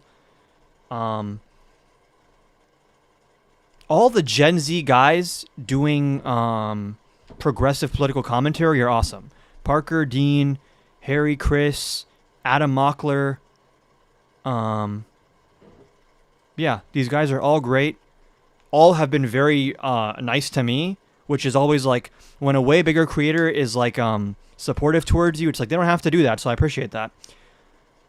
I know that there's disagreements within that group I just brought up. Adam Mockler seems pretty drama-free, actually. Luke Beasley's also awesome. Luke Beasley's awesome, too. But, yeah, Adam Mockler seems pretty drama-free. Beasley does, too. But, yeah. I don't get involved in all the drama stuff. I like Harry and Chris, and I also like Parker and Dean. I don't know if that's allowed. I don't know if that's a... Yeah, but yeah. Manipulation, tariffs, and other trade barriers, and the fact that so much manufacturing occurs there, the United States How are you? I'm fantastic. quickly going to have to rely on them, not just for guns, steel, ammunition, but actually for the medical products that we need. Good Trouble is cool too. Nah, that's illegal. So I'm so sorry. If a virus Am I is gonna get released from a indicted place like for China, that? oh, by the way, it was. Pay no heed to the fact that the former president's son bragged about. I just hate. I think I've been pretty effective at avoiding drama now. And I've had so many opportunities to do drama stuff and get views from it too. Like, man. I don't know why you aren't larger. You can keep up with Dean easy, not downing Dean by any means. Dean is awesome. And in defense of Dean and Parker, like, they've been doing this a lot longer than I have. They've been putting in the hours, they've been putting in the work, so I think Dean deserves all the success he has. Same with Parker. I don't know how to reset the gift goal. This is my issue, okay? I'm bad at I know Santana ironically calls it grifting, like as a joke. I'm bad at grifting. I'm bad at like doing the whole like driving views thing. Dude, for such a while I had figured out the TikTok algorithm and I was posting bangers, dude. And then TikTok fucked me over by demonetizing me and like deprioritizing me in the algorithm. But yeah, I don't even know how to reset a gift. I don't even know what a gift goal is. I'm not gonna lie. I don't know where I do that. Is it this? Interaction live goal? Okay. Okay, set up new goal. Describe your goal. Oh, I've already described this goal. Reach goal or I will vote for Jeb Bush. I think I'll keep it as that. I don't know what this is. I don't know what the... Manage your goal. Total gifts 3. These gifts are recommended based on your previous engagement to help you become more popular. Okay, sure. Did that work?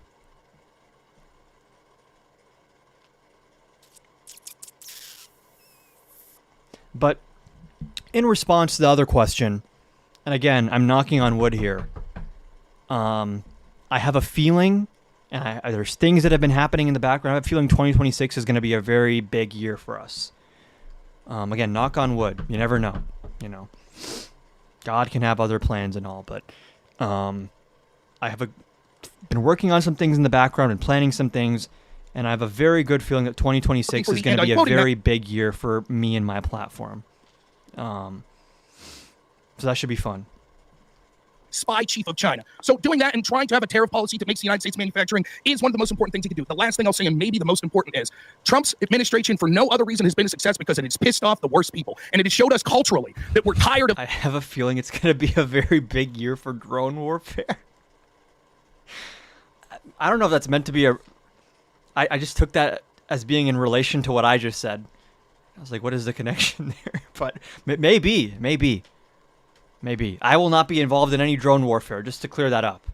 That's not what I mean by it'll be a big year for me. I will not be drone striking anyone. If you believe in yourself, it'll happen. And also, they say success is when hard work meets luck, which I think is true. What else was I going to say? Yeah. There's a few things that I've been working on for the past couple months that have been in the works that you don't hear about right now, but you'll see them when they happen. So. It's like the trans agenda. We're tired of these scumbag secularists that push all of this crap on our children, that push all of these terrible policies that make our country so terrible. They're losing and taking fat L after fat L. Democrats' approval rating at this point is at historic lows. Some polls have them as low as 21%, and that's occurring in a time where Trump's trying to radically change policy that's leading to short-term shifts in the stock market. So if anything, you would expect people to be flocking to the Democratic Party. But they have been outed as so disgusting. It's so anti-American. It's so secularist. I don't know if I can watch this, bro. People are no longer swallowing the crap. The days of screaming racism, I forgot, like, okay. of screaming that white people are evil, Christians are evil, we need to have drag shows That's for 6 children minutes. are over. Oh, sorry, I didn't, but yeah, that's my opening statement. Sorry. You got 6 minutes on the clock, Adam. We're Sure, a little yeah. bit over, so go for it. Yeah, probably not going to take up the full 6 minutes. I agree with Rob that the sort of key question here is how do we even define success in the first place, because that sets the parameters of what matters and what doesn't matter. I would take a little bit different of a look at it in the sense that I would judge success based on what is sort of the reason someone got elected and then what did they do within the powers that they have to effectuate that type of change. I'm not opposed to talking about previous administrations. I'd rather avoid this becoming like a whataboutism type of debate where we're like, well, this guy did this and this guy did that. It indeed did become a whataboutism debate. It did. I call myself a progressive and not necessarily a Democrat because I do have criticisms of Democrats, so I'm not going to just blindly defend anything that any Democrat has ever done. I think that there are valid critiques of the Biden administration as it pertains to immigration. I think he course-corrected maybe a little bit too late, and that's a valid justification. I do think that when it comes broadly to immigration, the actual question here is how is this being done? And I think we're seeing a serious erosion of due process in this country. I'm sure we're going to get to the case of Kilmar Abrego Garcia and what sort of risks that poses to our constitutional rights. I would say also some of the promises of mass deportation are not being borne out in the numbers. Like they're maybe marginally higher some days, marginally lower some days. I will admit that the border encounters are down dramatically. That is true, and I think that probably is in a large part because of Trump. But when it comes to actual detentions and deportations, I'm not seeing a real rhyme and reason here when we're invoking things like the Alien Enemies Act to deport people without due process. Many of them don't even have a criminal record. So what exactly are the priorities of this administration as it pertains to immigration? I'd also talk about... How do you have the patience for people like him? Meditation, I need your secret. Honestly, in this debate, especially in long-form debates, I usually just try to be pretty earnest and pretty good faith. The exception to that was like, even in the Matt Nuclear debate, like, I'm always trying to appeal in my debates to like a reasonable audience member. I'm never really trying to convince my opponent or like dunk on them. I'm assuming that like, okay, some portion of people are going to watch my debate tomorrow with Rob and they are going to say that I won no matter what happens. Some portion are going to watch that debate and say that Rob won no matter what happens. And some portion of people, maybe it's 3 people, I don't know, maybe it's 30 people, maybe it's 300 people, right? Some number of people is going to watch that debate tomorrow with like not a super strong opinion or like not knowing who I am, not knowing who Rob is and like, oh, look, a political debate. Those types of people are who I'm always trying to appeal to. I'm like a big believer in persuasion. And like I can crash out on these people, but I don't know how well that works sometimes. And one thing that I've been thinking about a lot recently and like how I engage with content is like, how much do I want to feed red meat to my base versus how much do I want to actually grow my audience, not by like becoming more known amongst the base, but by persuading people or bringing people into the space that don't normally follow the space. I don't know if that makes sense. But anytime I do a debate, like, to be clear, this isn't just a me thing. Everyone who does debates, I'm sure, thinks about this. You're thinking about optics, and you're thinking about, like, different strategies. And which strategy is the right one is, like, hard to know sometimes. Am I trying to make the other person look stupid? Am I trying to make myself look super serious? Am I trying to make them look weak rather than stupid? Those are different things. Am I trying to just own them and railroad them? Am I trying to come off as reasonable? Am I trying to convince the audience? Am I trying to, maybe it's a good faith opponent. Am I trying to convince them? There's so much to consider there. And like the big roadblock I keep running into is when I do these types of debates, am I trying to just make my audience be like, oh yeah, you cooked him. Yeah, you were so loud and mean to him. Hell yeah. Or am I trying to be like, substantively and in good faith and like in a calm, collected manner, just debating them and just sticking to the actual substance and ignoring games? Because sometimes I get feedback from people which is like, I really like how you just honestly engage in debates. You don't play weird word games. You directly address people's arguments, and it's refreshing to see. That's one feedback I get. Other feedback I get is like, oh, I love when you just like shit on people. and you just like destroy them. You bury them under, and I'm like, I don't know actually which of those is the right one. One of those definitely probably makes a lot more money. And that's why I also said earlier, like I've avoided drama and I've avoided doing certain things that I feel like are very sensational and they would drive a lot of viewership and like a lot of short-term clout. My approach to this has always been slow and steady wins the race, and I would rather do this the right way and have it take 3 or 4 years for me to get where I want to get, rather than like I blow up overnight because I hopped in on the fucking Hassan Piker versus Ethan Klein drama or some shit like that. You know what I mean? And if the debate gets heated, I'll match energy for sure. But like, it's just a question of like, how much do I do this in 1,000,000% earnestness, and how much do I treat this as a political project where I have to be cognizant of strategy and optics to a greater degree, which would mean sacrificing some level of earnestness. And that's just the honest trade-off that every political creator has to face. Most will never say that. Most will never admit that. But I promise you, everyone who starts doing this, when they start doing it, they have the purest intentions, like, oh, I just want to share how I feel with the world. And then eventually it becomes, oh, this is now a potential career. If I want to do this for a living, I have to scale it. I have to have some kind of consistent revenue. I have to have some kind of marketing strategy, some kind of brand around my name. And sometimes those goals can start conflicting, and that's where it gets a little bit tough to know what exactly is the best route to take. And I don't pretend to know the answer to that question. So you might see me oscillate a lot back and forth over the next few months, and I feel like I'll just kind of figure out the happy medium myself. We'll see. And like my tact in this debate is like, I was super good faith. And by the way, I want to be clear, being good faith doesn't mean that you go easy on someone, or that you're like super nice to someone, or you let them get away with it.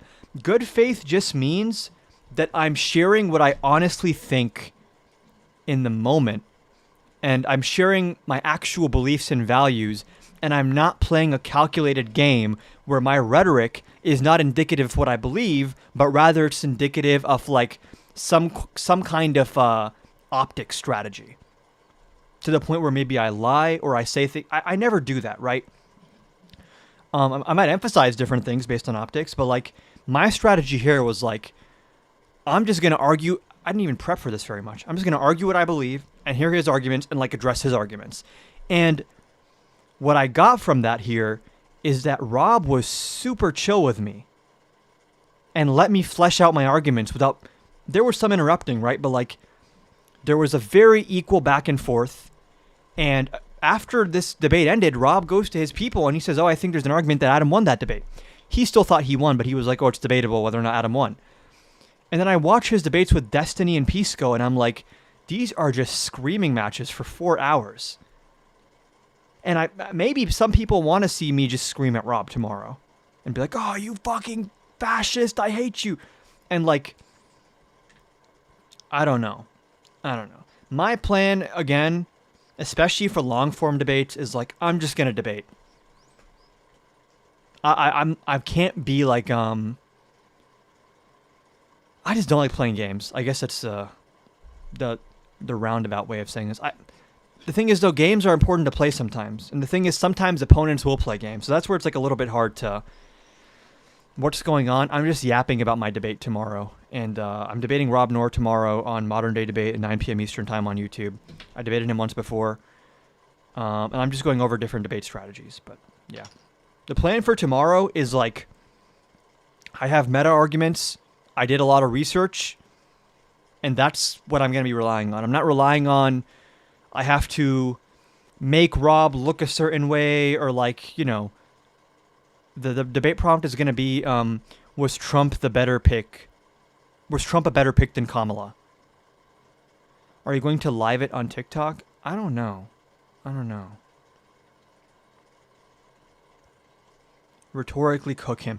Here's the thing with rhetorically cook him, right? Someone could say something that is wrong on all counts and fallacious and not true and messed up, there's so many ways to respond to that. One is I can say, oh my God, you're a disgusting person. What did you just say? And that works, by the way, and that's justified if they've said something genuinely unhinged. Or I could say substantively the same thing, but like, what you just said, it seems like you're not concerned about numbers. It seems like you're racist. Or it seems like you're not concerned about law and order. You're just concerned about what's good for Trump.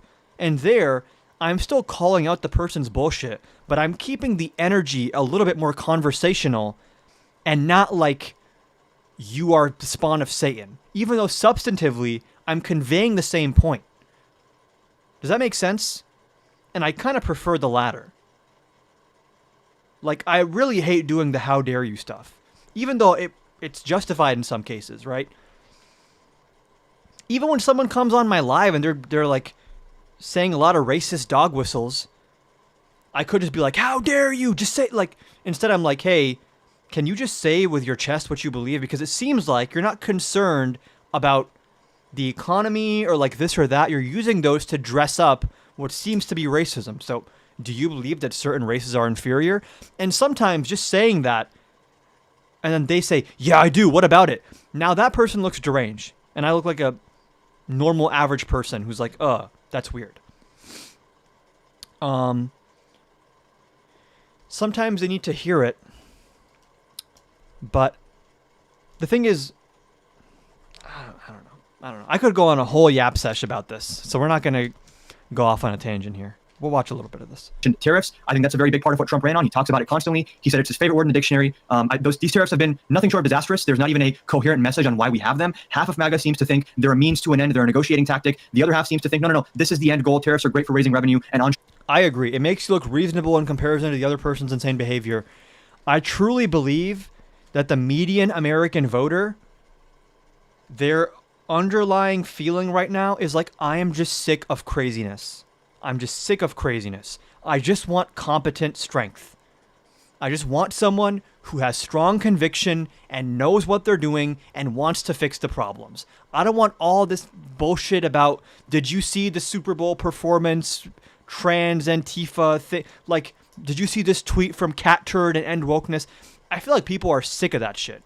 And their dopamine circuits are fried, and they can see that same old, like, if my audience wants, like, left-wing slop, there are other places for that. The reason I started doing this is to be actually heterodox and be an actual independent thinker. Because I'm so sick of people saying, I'm an independent thinker, I think for myself. And then they parrot some shit they saw on Twitter or that they saw on YouTube. Like, when I started this, my whole thing was like, I have to be earnest and honest and like not play these weird culture war games and just stick to the issues and stick to getting the issues right. And if someone's lying or dishonest or a fucking fascist, call them out for it. But do so in a way that is, I guess, not raising the temperature, but also doesn't let them off the hook. Yeah. You have to be able to call someone out for raising the temperature without raising it yourself. And there's a way to do that, I feel like. There's a way to properly and effectively hold someone to account for being unhinged without becoming unhinged in the process. Even though you could become unhinged in the process and it'd be justified, but I don't know. Do you think anyone can become politically literate debater as you if they put in the work? Yeah. I'm not politically literate because I've put in work. I'm just going to be honest. I'm politically literate because I have an obsessive personality, and my obsession happened to be American politics. And the reason I studied up so much is like, genuinely my political evolution was like, I was raised in a very apolitical environment. In 2014, I believe, when Republicans won midterms, I remember asking either my parents or my teacher, like, what is a Republican and what is a Democrat? Like, I was just not at all politically inclined in any way. And then obviously with the 2016 Republican primary, I started paying more attention. And my genuine, like, my ideological evolution was like, I would watch a YouTube video of Ben Shapiro saying, if you tax businesses, businesses have less money to give the workers. Therefore, regulation and taxes are bad. And I'm like, yeah, that makes sense to me. And then a few years later, I see Sam Cedar saying, actually, no. Like, this is why you need to have higher taxes, and actually, it's better for workers. So, like, the point I'm trying to make is, I haven't arrived at my position through motivated reasoning or working backwards from a conclusion. This is where I just genuinely ended up from entering the political scene with genuinely no real preconceived notions and going back and forth to what is the most compelling argument and trying to learn more. And then I just ended up there because I was interested, not because I worked hard. That's my point here. So, like, you could know more than me if you worked hard, because you could go get an education in these things from an actual university and, like, study international relations or political science.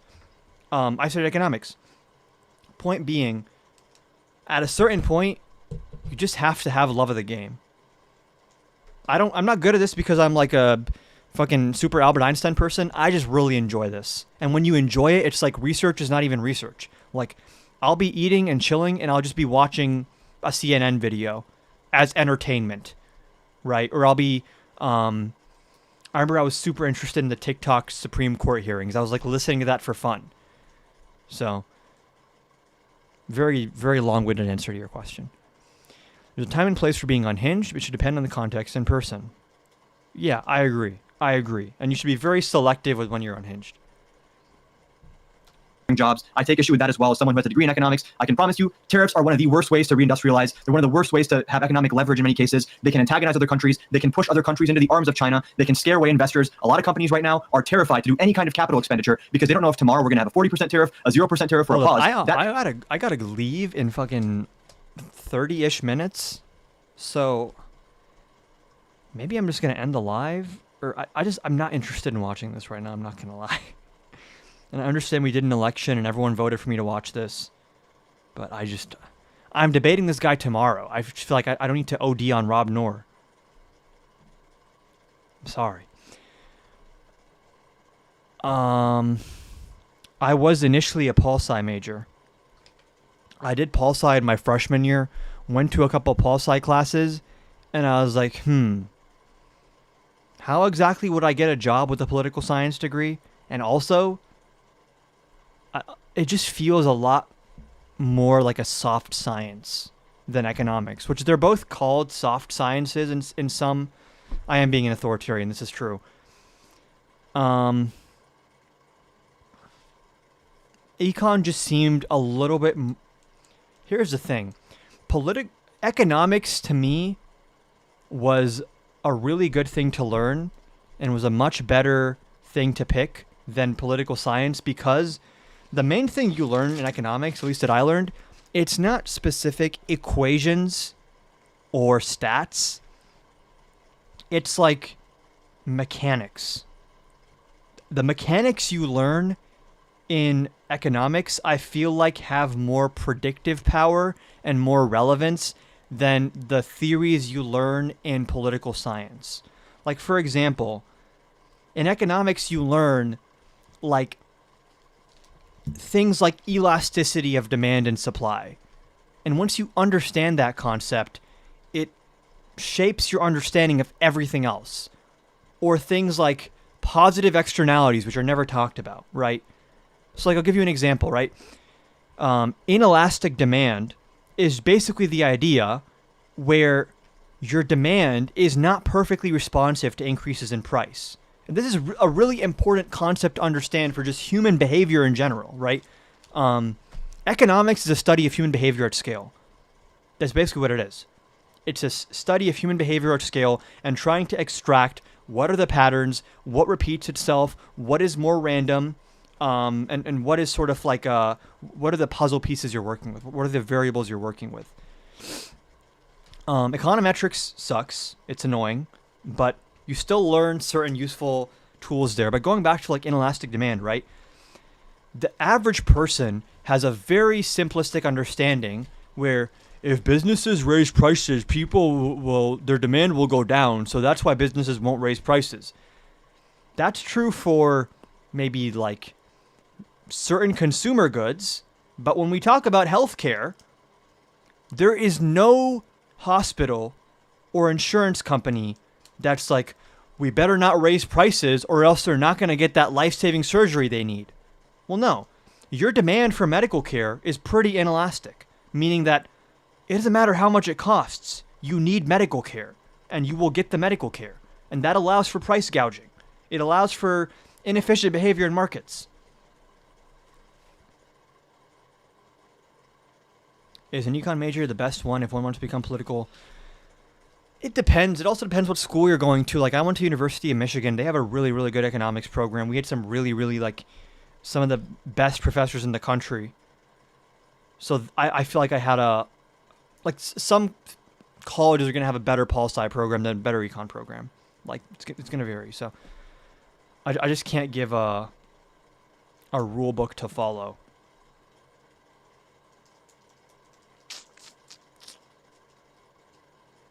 Hold on. I feel like I missed.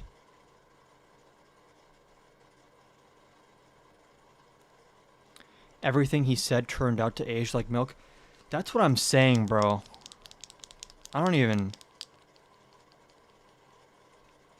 know. I think I've prepared enough. I really prepared. And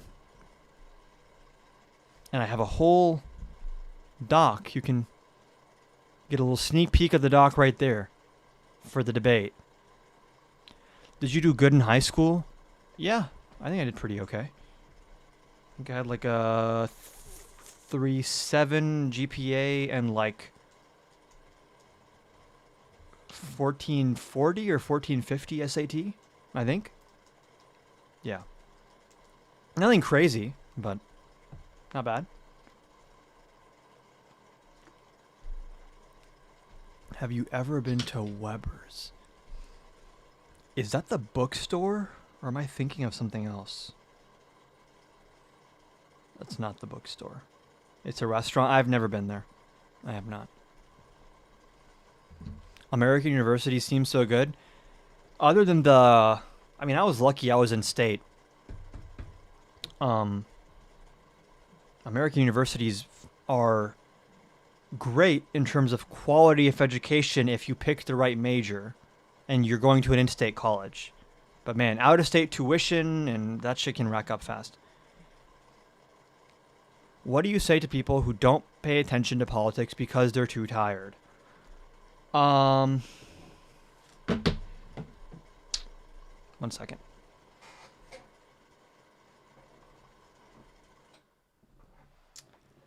It's a good question that I don't have an answer to necessarily because I also am very tired.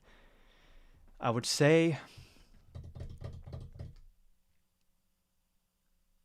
ultimately it depends if you still care or not deep. Like I think certain people are resigned to the fact that like humanity is just going down a dark path and like it's kind of just cooked now, so you might as well just focus on your own personal life, and the systemic factors are not worth addressing because it's just so far gone, we're so cooked. So you have to just have some kind of belief that things can get better, which is I wouldn't blame you if you don't believe that. I honestly wouldn't blame you. But try to make sure you control the pivot if Rob does or use whataboutism. You know he will. The thing is, whataboutisms are allowed in this debate because the debate is literally Trump versus Kamala. So if he brings up something bad about Kamala, I can just say, okay, maybe that's bad, but Trump is worse, and vice versa. So I feel like that's what it's going to fall into, honestly. And honestly, when it comes to things like rhetorical things and responding to gish galloping, you can't prep for that. All you can do for that is have a pen and paper and be writing down what the other person says. Rhetorical strategies, points, write them down and make sure you address all of them, check them off, and make sure you addressed all of them before you finish. Who are you going to debate? I'm debating Rob Noor tomorrow. Just check my TikTok and Instagram story. It's all there. Link is there. Details are there.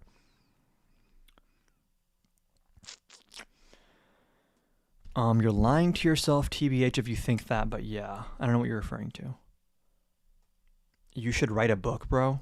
I kind of want to. It seems like a lot of work. Can I do the thing where you dictate the book and someone else writes it? Whatever Bojack did with Diane. Can I just do that? Whataboutism debate, TBF?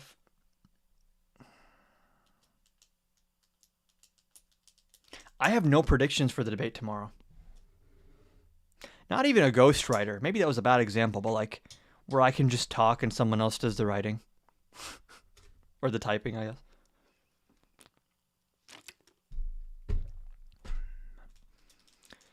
I'm debating. To everyone wondering what the debate is, just look at my TikTok story. That's all you need to look at. But yeah, as for the debate tomorrow, honestly, I'm having a really tough time predicting how it's going to go. I really have no idea. That's why I prepped so hard. Because I feel like everything that Rob relied on last time is like no longer the case. So I don't know. Yap, you right. That's the deal, buddy. Exactly. Trump tweet writer. Apparently he writes some of them himself, because that Rob Reiner tweet definitely did not. I think he wrote that with his own fingers. There's no way someone else approved that. It gets to a point where even the Trump cabinet is like, hey man, don't say that. That's pretty bad.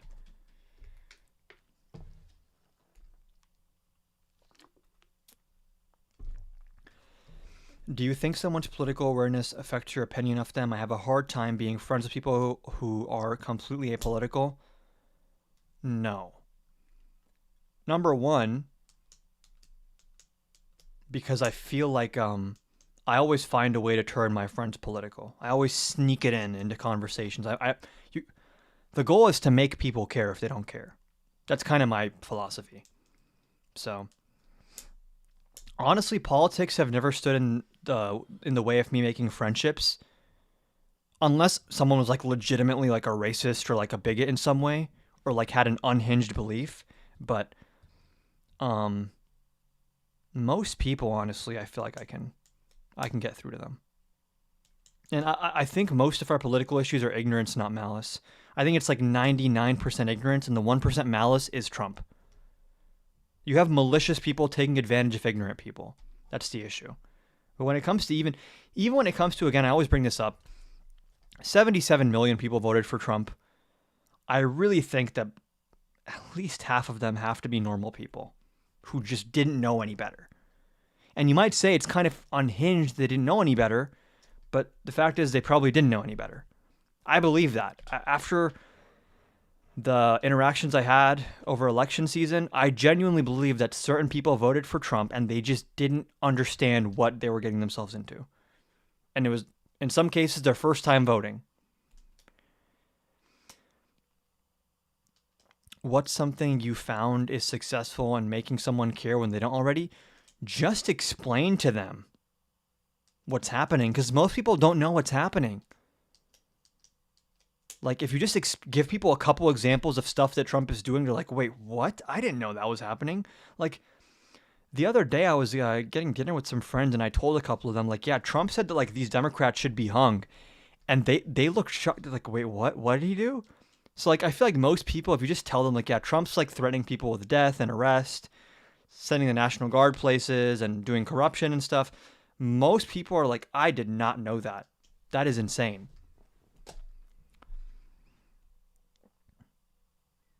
A good chunk of the podcast bros. And here's the thing also, dude.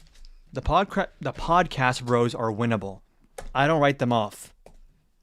The Andrew Schultzes and the Joe Rogans, they're winnable. I think they're winnable. These are not ideological people. These are cultural figures. They're not really political figures. And they're winnable. I mean, Joe Rogan said he wants James Talarico to run for president. So my logic is I'd like to try to convert Joe Rogan. I'd like to try to convert Andrew Schultz. These people are convertible. And I will say that persuasion is a lost art in politics. People are like no longer concerned with persuasion.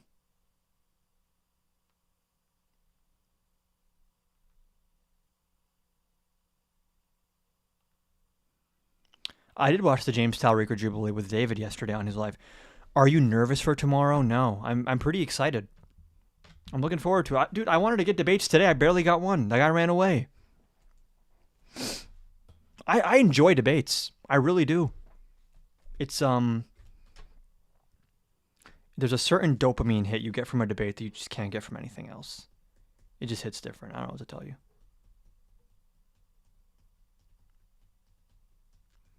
The Talarico Jubilee video was pretty great. I agree.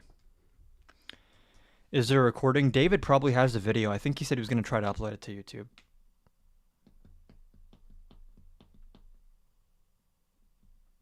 How much prep did you do for the debate? A lot. A lot of prep. Prep on... My prep has been on... I'm not even going to tell you, actually. I did prep, though. I did a lot of prep.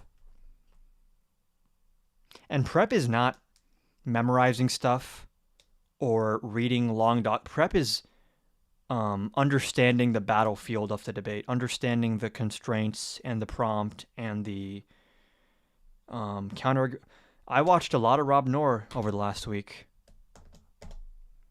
I watched a lot of his debates, and I'm like, okay, what does he say when people make similar arguments to the arguments that I want to make? And then if I watch 12 instances of that, what commonalities can I pick out in like his typical responses? Do you be flying the American flag? I don't think I have one here, but like I would, yeah. I don't have an issue with the American flag. Do you think debate tables on campuses and cities are no longer going to be a thing post Charlie Kirk? I mean, the Unfuck America people are doing it, right? Isn't Destiny doing that stuff? And I saw Cam Higby's doing it too.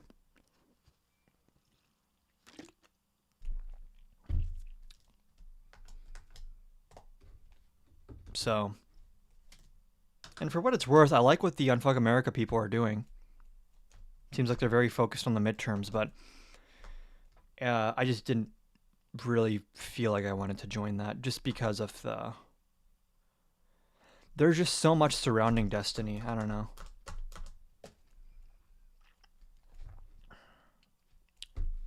And I don't even know what's real anymore, dude. I feel like every influencer now has some kind of civil case against them, and they're claiming they're going to win the case, and then someone else saying they're going to lose the case, and then they did something to either a pet or they did something in someone's DMs. And it's just like, I don't know, dude. Especially when you don't know what's real, it's like, I just like to keep the distance in that case. So, with the Destiny stuff, it's like, number one, he's been wrong on Gaza, just objectively wrong, in my opinion. The allegations of misconduct are very concerning to me. I'm not going to say he's guilty or innocent. I mean, there's a court process. We'll see who wins the suit there. But I was asked to join Unfuck America, and I politely declined just because, I don't know. Even as an international Unfuck America glazer, I don't blame you. Yeah, and I'm very aware, by the way, that like a decent chunk of people that watch Destiny watch me. I forgot who brought this to my attention the other day. People like are posting about me in his subreddit. Someone posted on Destiny subreddit 18 days ago, Adam Khan got demonetized on TikTok. This is news to me. I learned this like a few days ago. But I'm like, I didn't know there was like a subset of Destiny viewers who were like watching me as well. So, yeah. Destiny likes you. Yeah, he's man. When he debates MAGA people, I'm like, yes, I like this. But then I hear about his personal conduct and his Gaza stuff, and I'm like, I can't just overlook that though. He's trying to hit is crazy, bro. Nah, he can stick to Fuentes. I'm good.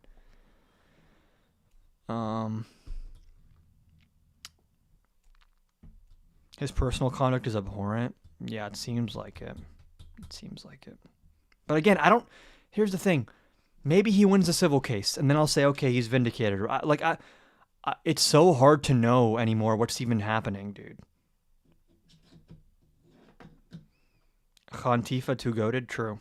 So true.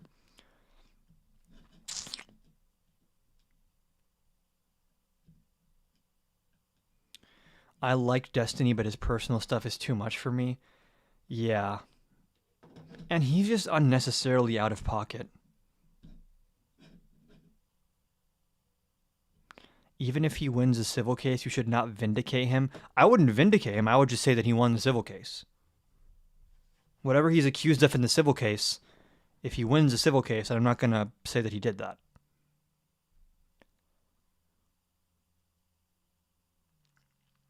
Drama is so annoying, bro.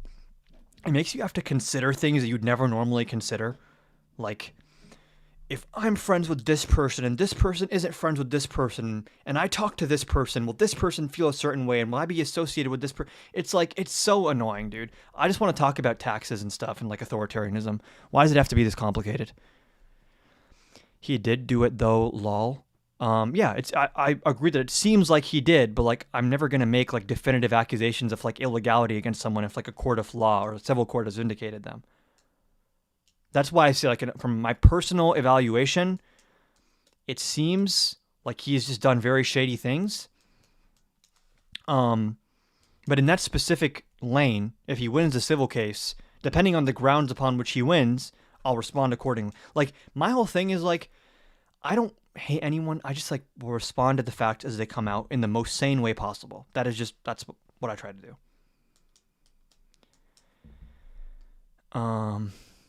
Amen, bro. Yes. Yeah, it's so weird, dude. That's the thing also is like, as my platform grows, which like again, knock on wood, I have a really good feeling about 2026. I feel like 2026 is going to be my year, okay? Knock on wood. I feel like as you get bigger, the drama stuff just becomes so much more unavoidable. Like there's... is it just that? Am I just not allowed to be friends with everyone? Is that so hard to do? I really have to pick sides and stuff.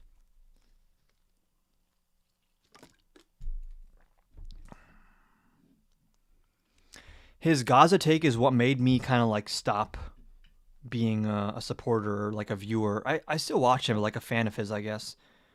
Gaza was the first thing where I was like, oof. And then the allegations came out after the Gaza thing, and I'm like, oh, I don't like this. I don't want to be near this. I guess I can look up the Destiny Dinesh thing. Dinesh.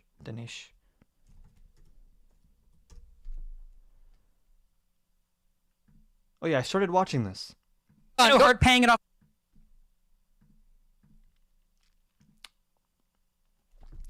Do you think you can defeat Destiny in a Gaza debate? Yeah, I think so. I'd prep for it a lot, but I think I could, yeah.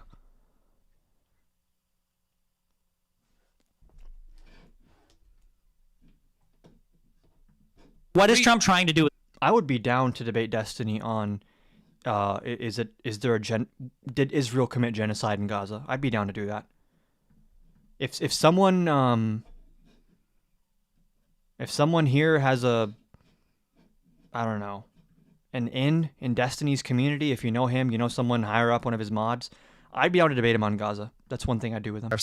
Trump is trying to do two things. One is he's trying to use the tariffs as a form of strong arming or arm wrestling, basically saying, I will put tariffs on you and I will only take them off if you take off yours. Then why does he keep changing that to countries like China? Okay, so be aware that this has actually not even been seriously attempted before. Because it's illegal. It's illegal.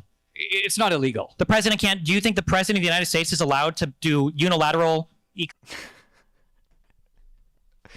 Oh wow, yeah. This is policy? This is bad. The president of the United States has a lot of... Hit up Z. Oh, I didn't even think of that. Yeah, I've already spoken to Z before. I didn't even think of that. Drag the screen down a little bit. Is it cut off? It's showing that it's fully popping up in my TikTok thingy. economic levers that he can use in times of national crises. Exactly. I could also just post about it on his Reddit probably, and I'm sure someone would make it happen. Were you invited to debate peers on Jubilee? The application for that, I considered applying for that, but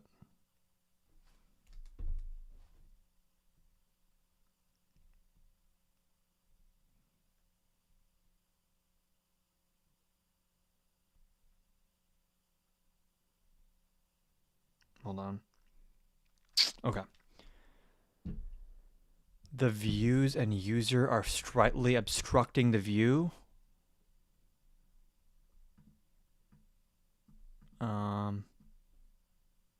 I gotta dip in like 3 minutes anyways.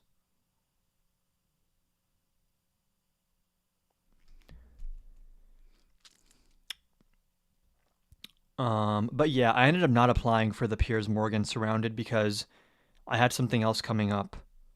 But then that other thing that was coming up got postponed, so I actually could have done the Piers Morgan thing. Get a green screen. I actually like, I mean, on TikTok you can't see it, but I actually like my setup behind me on YouTube, at least when you can see the full widescreen. I don't know what you're talking about, David.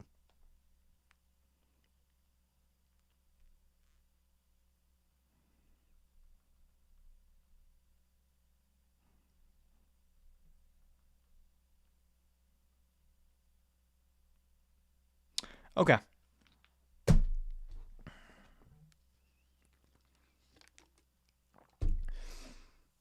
If hypothetically Ben picked you to debate him for 10 minutes, what would your topic have been? Oh, for the Jubilee thing where at the end he can pick someone and then they can go up and they can pick their own claim. My claim would be Ben Shapiro is a bad faith actor and a liar. That would be my claim. If I ever got another chance to do Surrounded with Ben Shapiro and I got called up for the last segment, that would be my claim. Ben Shapiro is either a liar or a bad faith actor, or he's a bad person, or he's harming America. That'd be my claim. I'd go right for the jugular in that situation.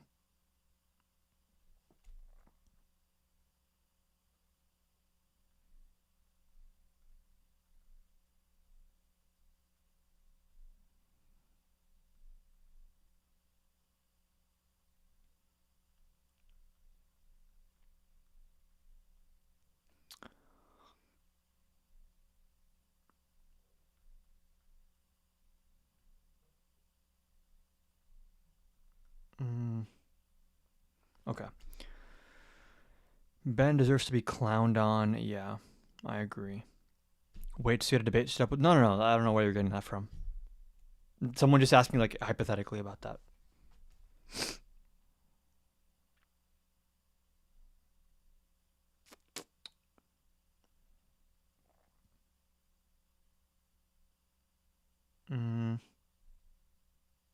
Okay. Okay, I'm gonna hop off. Any last minute questions, comments, concerns?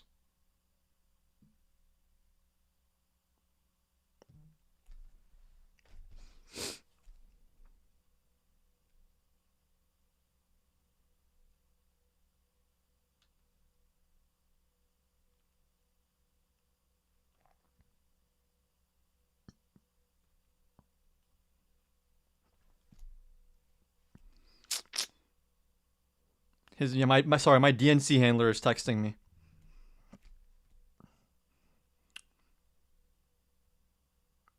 They're giving me the marching orders for my debate with Rob tomorrow.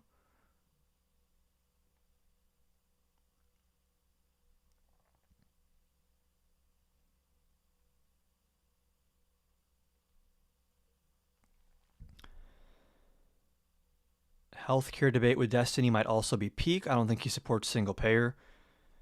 I'll debate Destiny on anything. Anything that we disagree on, I'd debate him.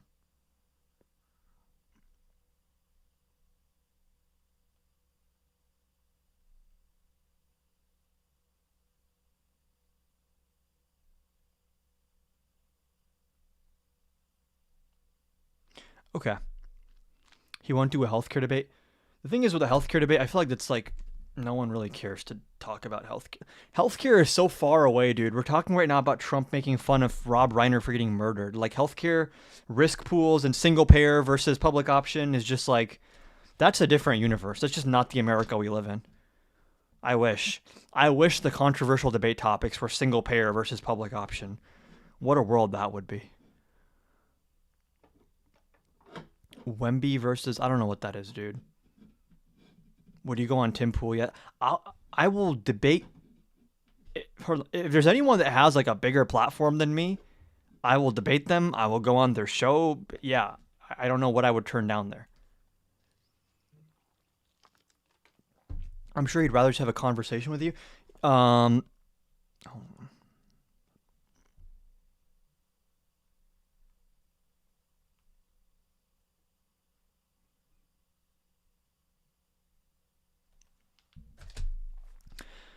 But yeah, again, I'd be down to talk to Destiny. I don't have an issue with talking to him, but I would probably want to air my disagreements with him if that ever happened. So.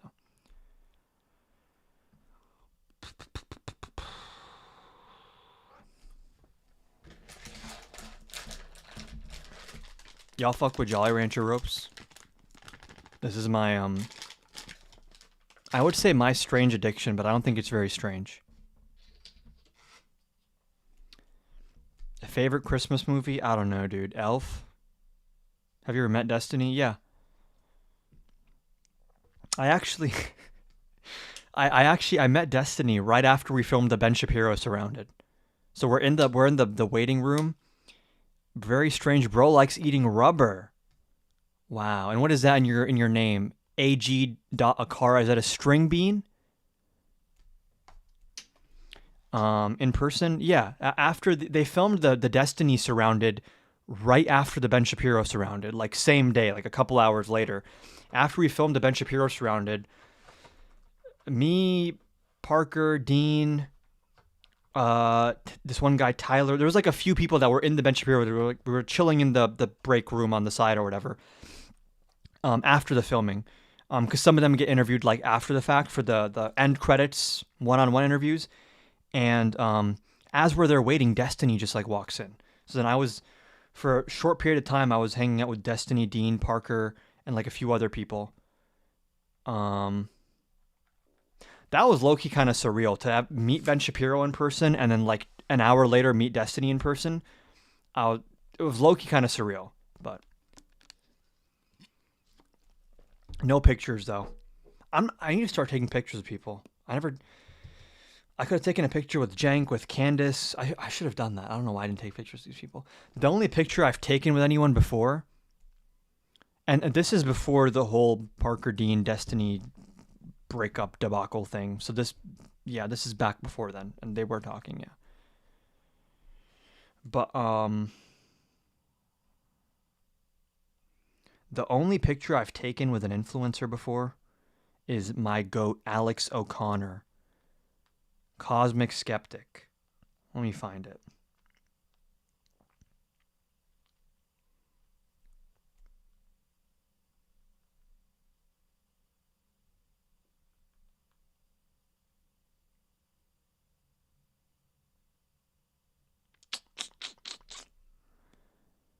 Alex O'Connor, the GOAT? True.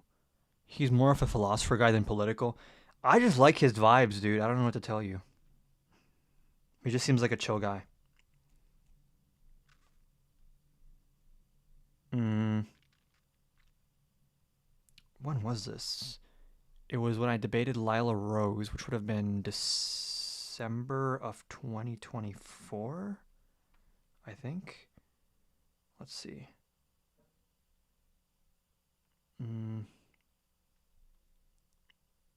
Or was it January? No, it was December. I think it was December.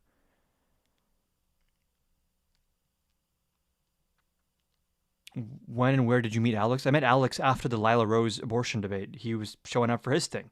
They usually film these things like back to back in the same studio, so usually we'll meet the next person who's coming to film their thing. Guys, I swear I'm not making it up. I met Alex O'Connor. Hold on. Hell yeah. Here we go.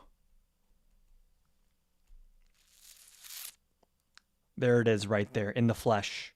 In the flesh. Right after I cooked Lila Rose with Facts and Logic.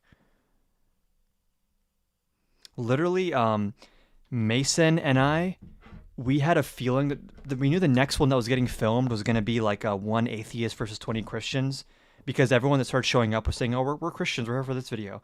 And then Mason and I are like, who could it be that's debating these Christians? And we're like, it's probably Alex O'Connor. Mason and I stood outside that studio for like 30 minutes just waiting for him to get there. And then lo and behold, it was him. And then Yeah, we opened by telling him, hey, we've been waiting for you. We've been standing out here in the street waiting for you, Mr. O'Connor. He was super nice. Super, super nice. And he did cook so hard. I think that might be one of the best Jubilee episodes. The reason I like him so much is like he just seems like a genuinely very smart guy. And like very, very, very smart guy. Like there's smart guys, okay, but there's very, very, very smart guys. And not many people go on that list for me, but he's in there. He's a smart guy. Okay. It's time for me to leave, everyone. Did Parker, Alex, Dean, Destiny tell you any secrets? No, and if they did, I would not share that here. I'm not in the business of exposing private things. I feel like I'm pretty transparent, actually, but certain things, obviously, yeah, no. Okay. Everyone have a fantastic night. Tune in tomorrow at 9 p.m. Eastern Time on Modern Day Debate. I'll be debating Rob Noer. I feel like I've over-prepared and under-prepared at the same time. Maybe I'll prepare a little bit more tomorrow, but hold on. Let me ask you guys for this. Because I'm going to ask ChatGPT if I don't ask you. In the run-up to the debate, right, like the final few hours before the debate, do I chill or do I study? I don't know. I don't know the answer to that. And if you can't tell by now, I'm like an extreme perfectionist when it comes to debates. Like, dude, even with the Matt Nuclear debate, the amount of thought I put into like all the framing and the rhetoric and what am I going to bring up, how many times am I going to bring it up. So I'm confident about the debate, but my thing is just like every stone, I can't leave one stone unturned. Like if even one tiny minutia of detail I haven't covered yet, I have to cover it before the debate.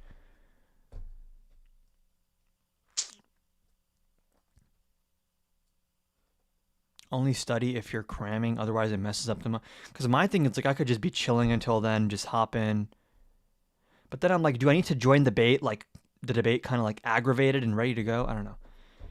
Stacy, you can check my TikTok story and that will answer your question in a much more convenient, straightforward way with the link as well. I don't have time to play Time Guesser. I don't know what that is either. I gotta go. I'm already a little bit late.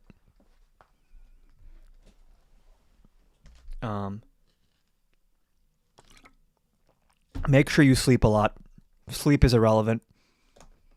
I do all these lives off of like 30 minutes of sleep. Who do you think I am? Yeah, sleep probably is important, and then we'll do a post. I don't want to say post-mortem. That sounds mean. We'll do like a post-debate coverage thing, maybe the day after tomorrow, or tomorrow night if I'm feeling up to it. But it'll be like 10, 11 maybe. How can one become a better debater? You have to have conviction. If you have conviction, you'll win because your conviction will drive you to study up and develop rhetorical techniques. But if you don't really truly believe with a fire inside of you what you believe, then that's going to be apparent when you do debates. You have to believe that shit like in your bones, and everything else comes as a byproduct. Okay, everyone have a good night.